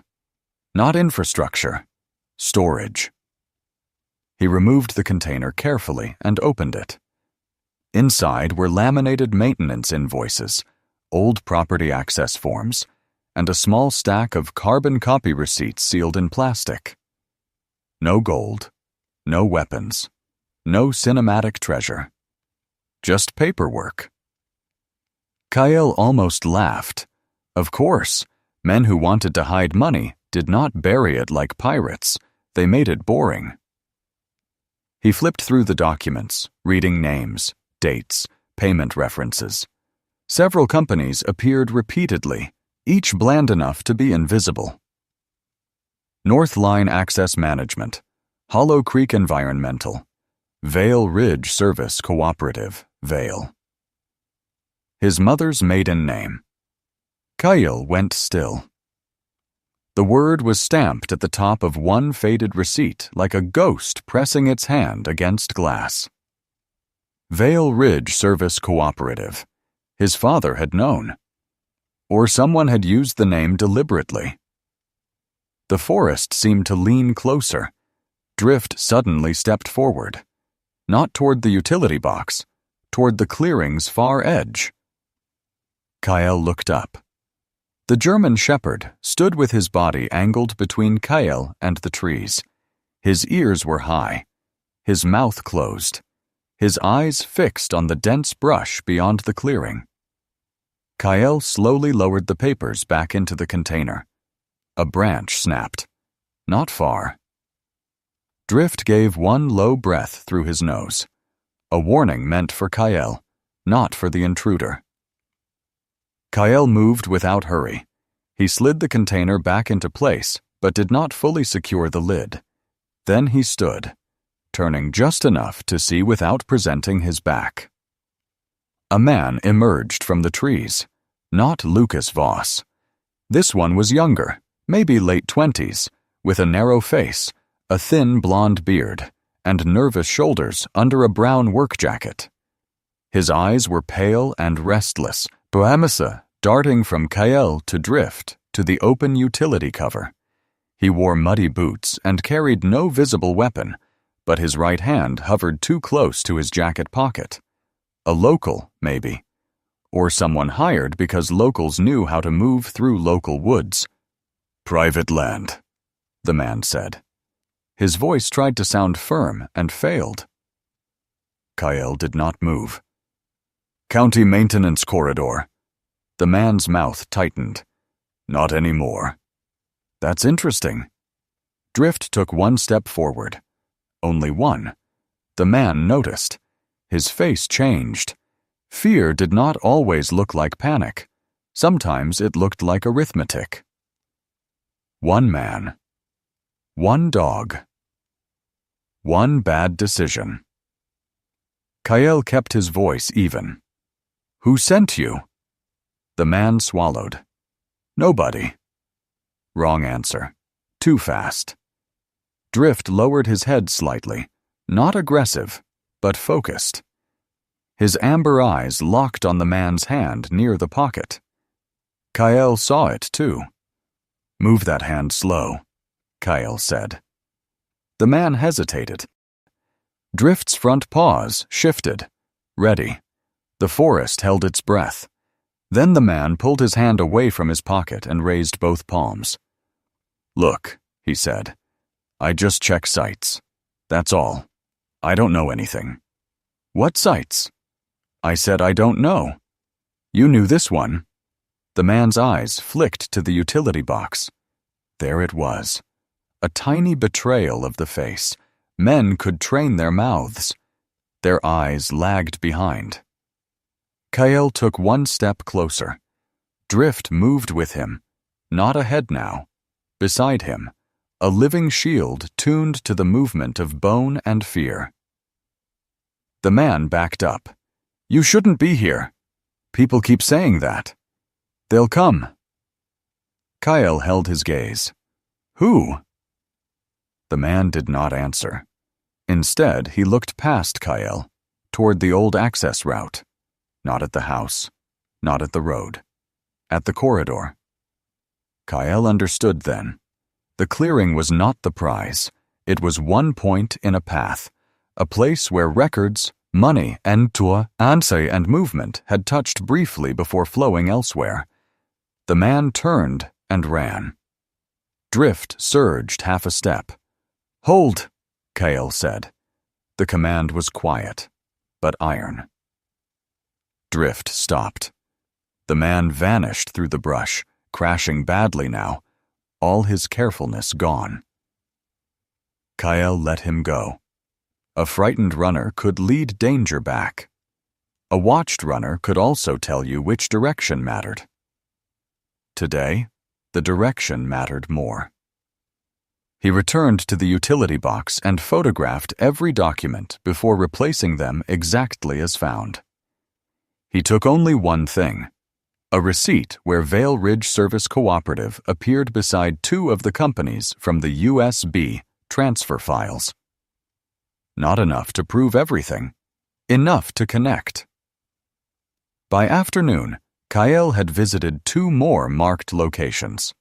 The second was an abandoned roadside storage shed with no sign, a collapsed roof on one side, and a locked metal cabinet inside that contained old fuel logs and access permits tied to another shell company. The third was a dry culvert beneath a logging road, where someone had painted over old survey numbers but failed to cover them completely.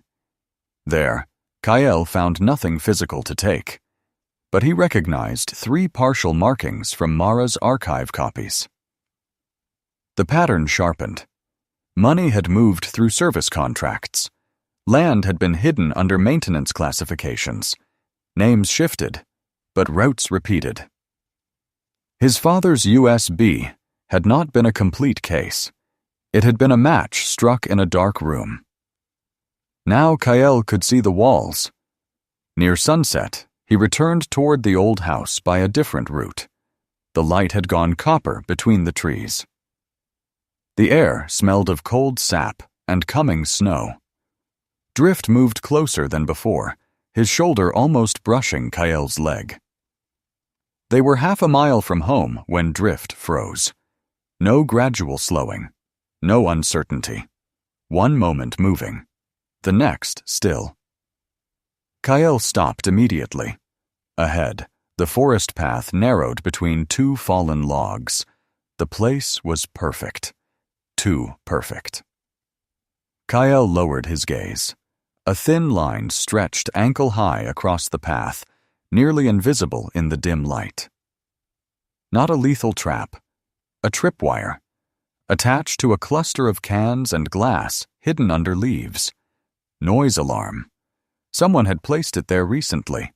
Crude, but effective. Designed not to kill, to reveal. Kael crouched and studied it.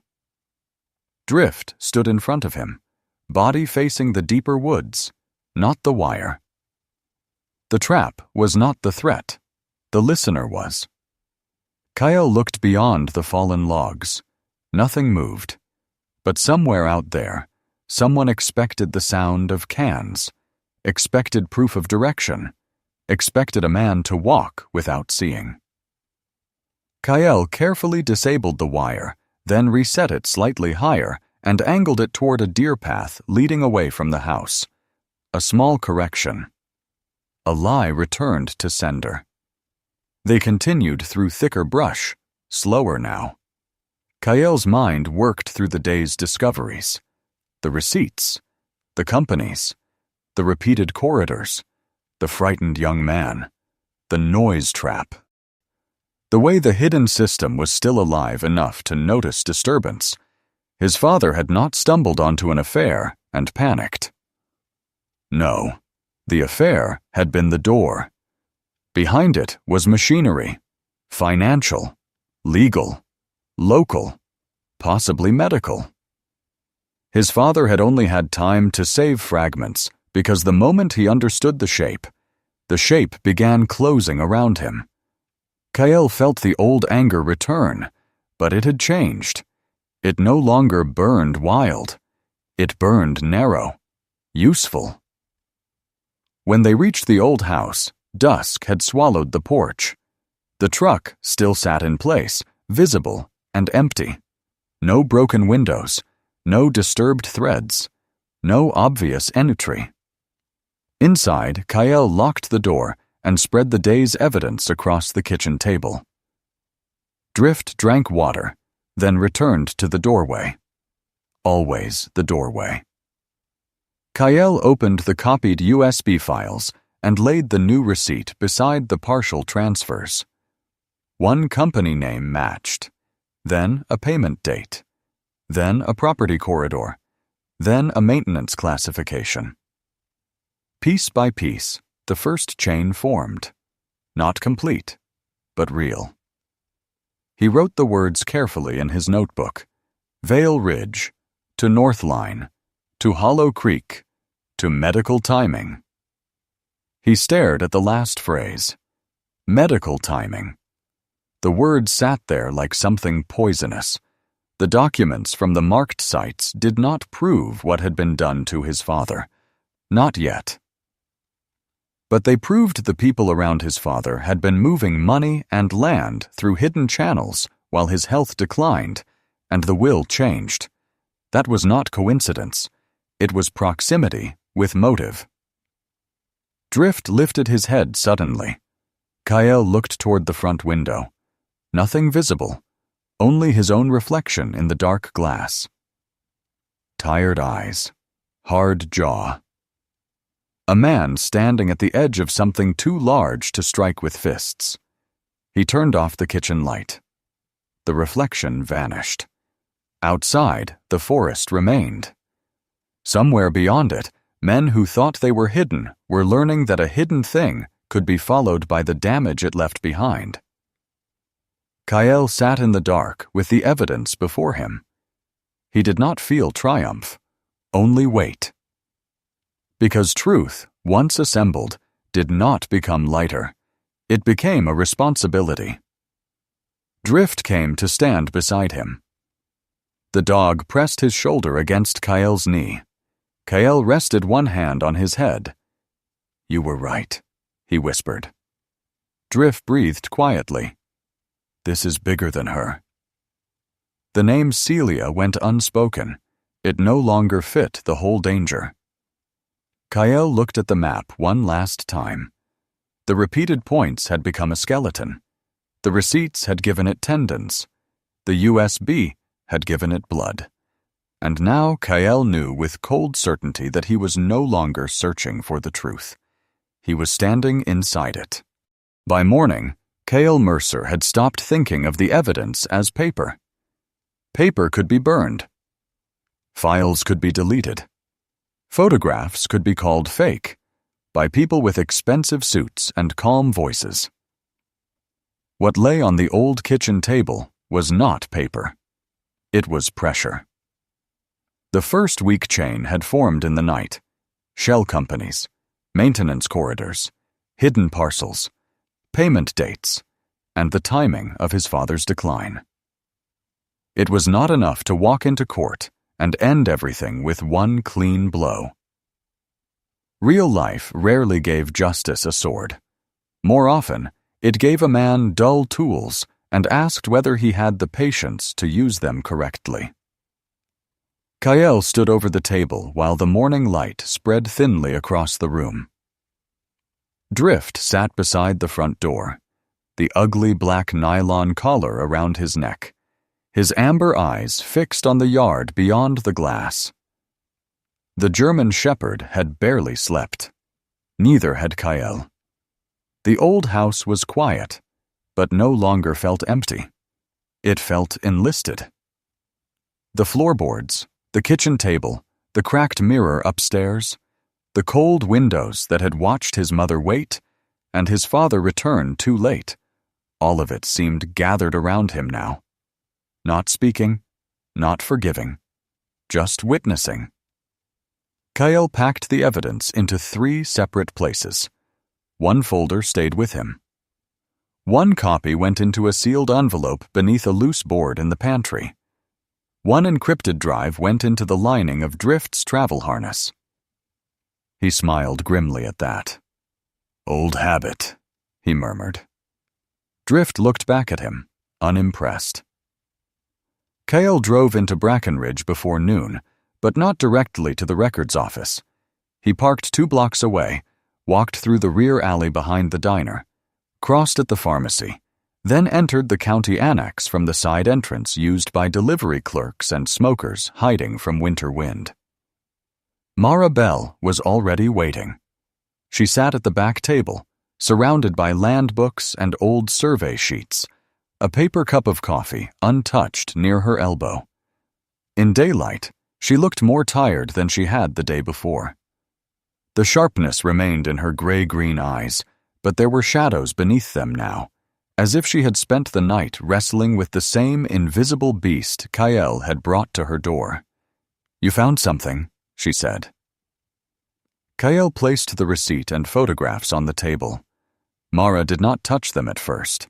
She only looked. Then she drew in a slow breath. "Vale Ridge," she said. "You know it?" "No." Her mouth tightened. "That's what bothers me. I know almost every service cooperative in this county, real or fake.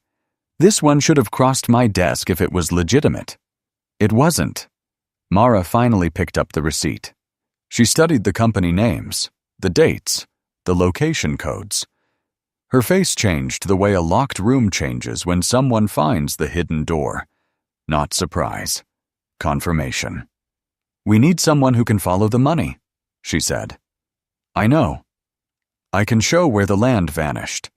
I can show records were altered, Misclassified. Buried. But I can't prove why money moved through them. Kael nodded. Who can? Mara hesitated. That hesitation told him the answer came with a cost. There's a man, she said. Daniel Crow. The name seemed to put dust in the air. Mara continued. Former internal auditor. Worked for Halden and Price out of Portland.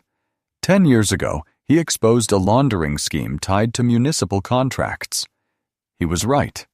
They buried him anyway. Buried how? Career first.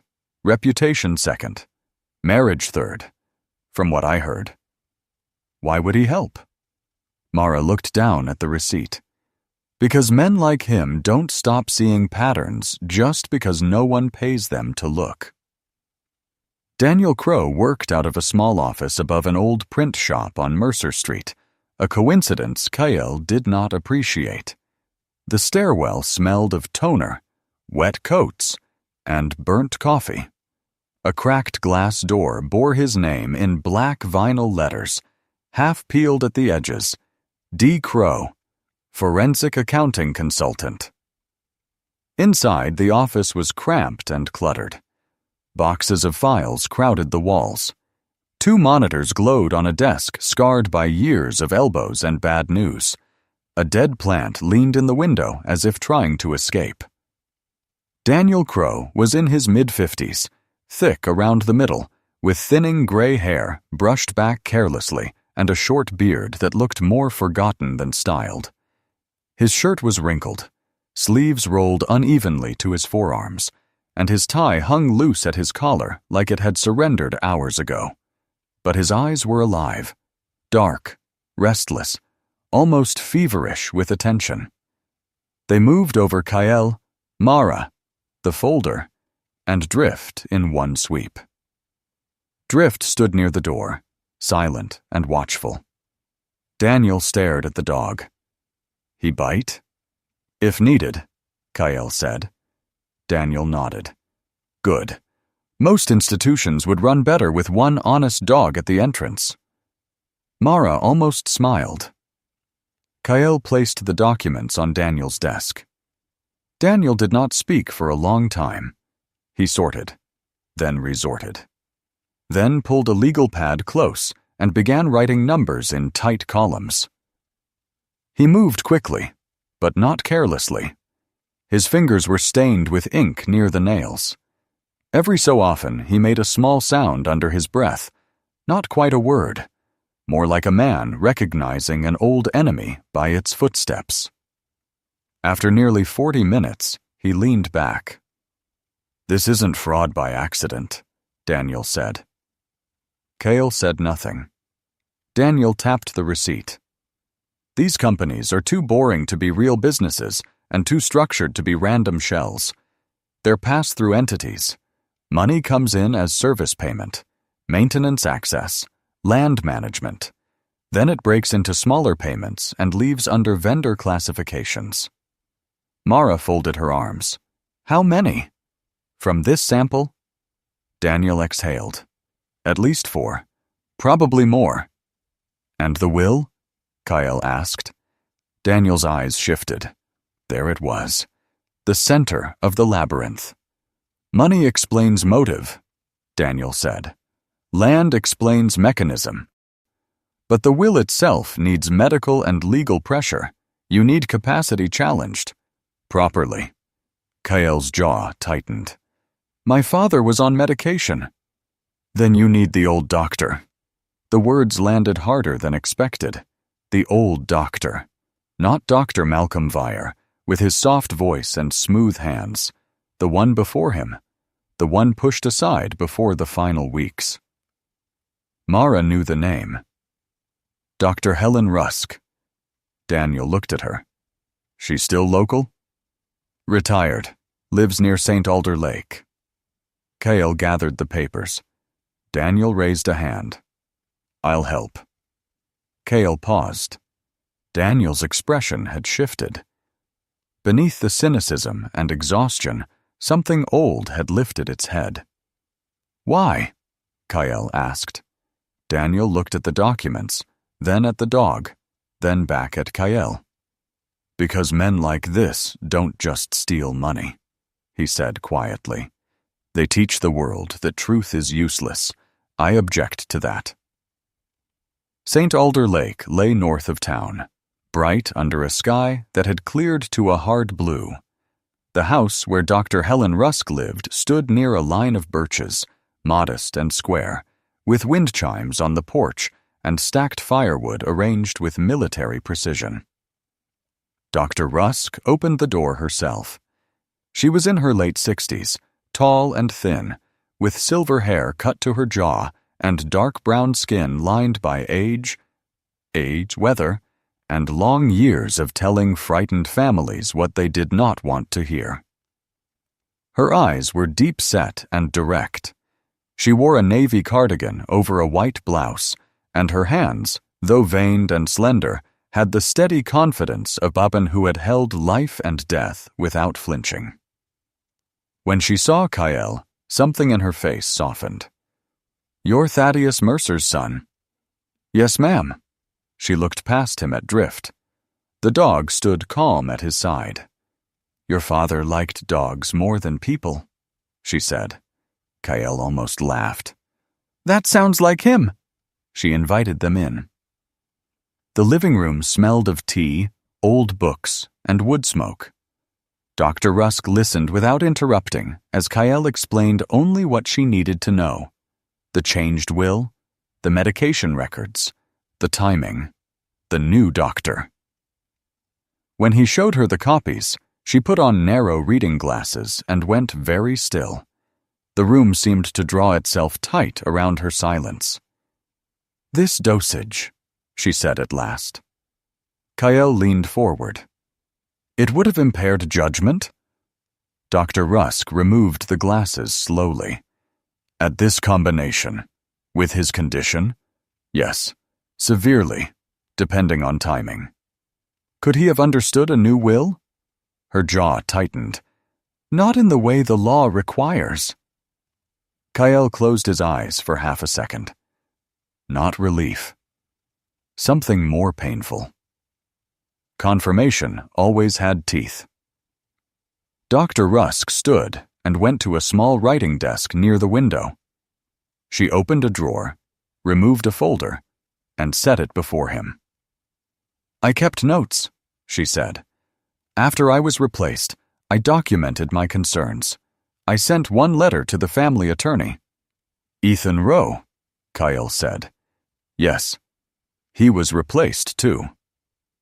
Dr. Rusk looked at him. For a moment, her expression was not that of a doctor, but of an old prophet watching the plague finally show its true name. "Then your father was more alone than he should have been," she said. The sentence entered Kael quietly, and broke something quietly. All these years, he had believed his father chose silence because he had nothing to say. Now he wondered whether the old man had been trying to speak from inside a room others had locked. Outside the window, Drift lifted his head. He was staring not at the road, not at the trees, but at Kael's reflection in the glass.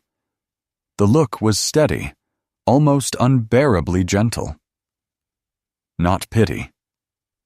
Recognition. As if the dog, who did not understand wills or medical records or forged intentions, understood the only thing that mattered. The anger in Kael was changing shape. It was no longer a wall. It was becoming a door. Dr. Rusk signed a statement that afternoon. Not dramatic, not emotional, precise, clinical, devastating. With Daniel tracing the money and Mara documenting the land manipulation, Dr. Rusk's statement became the third pillar.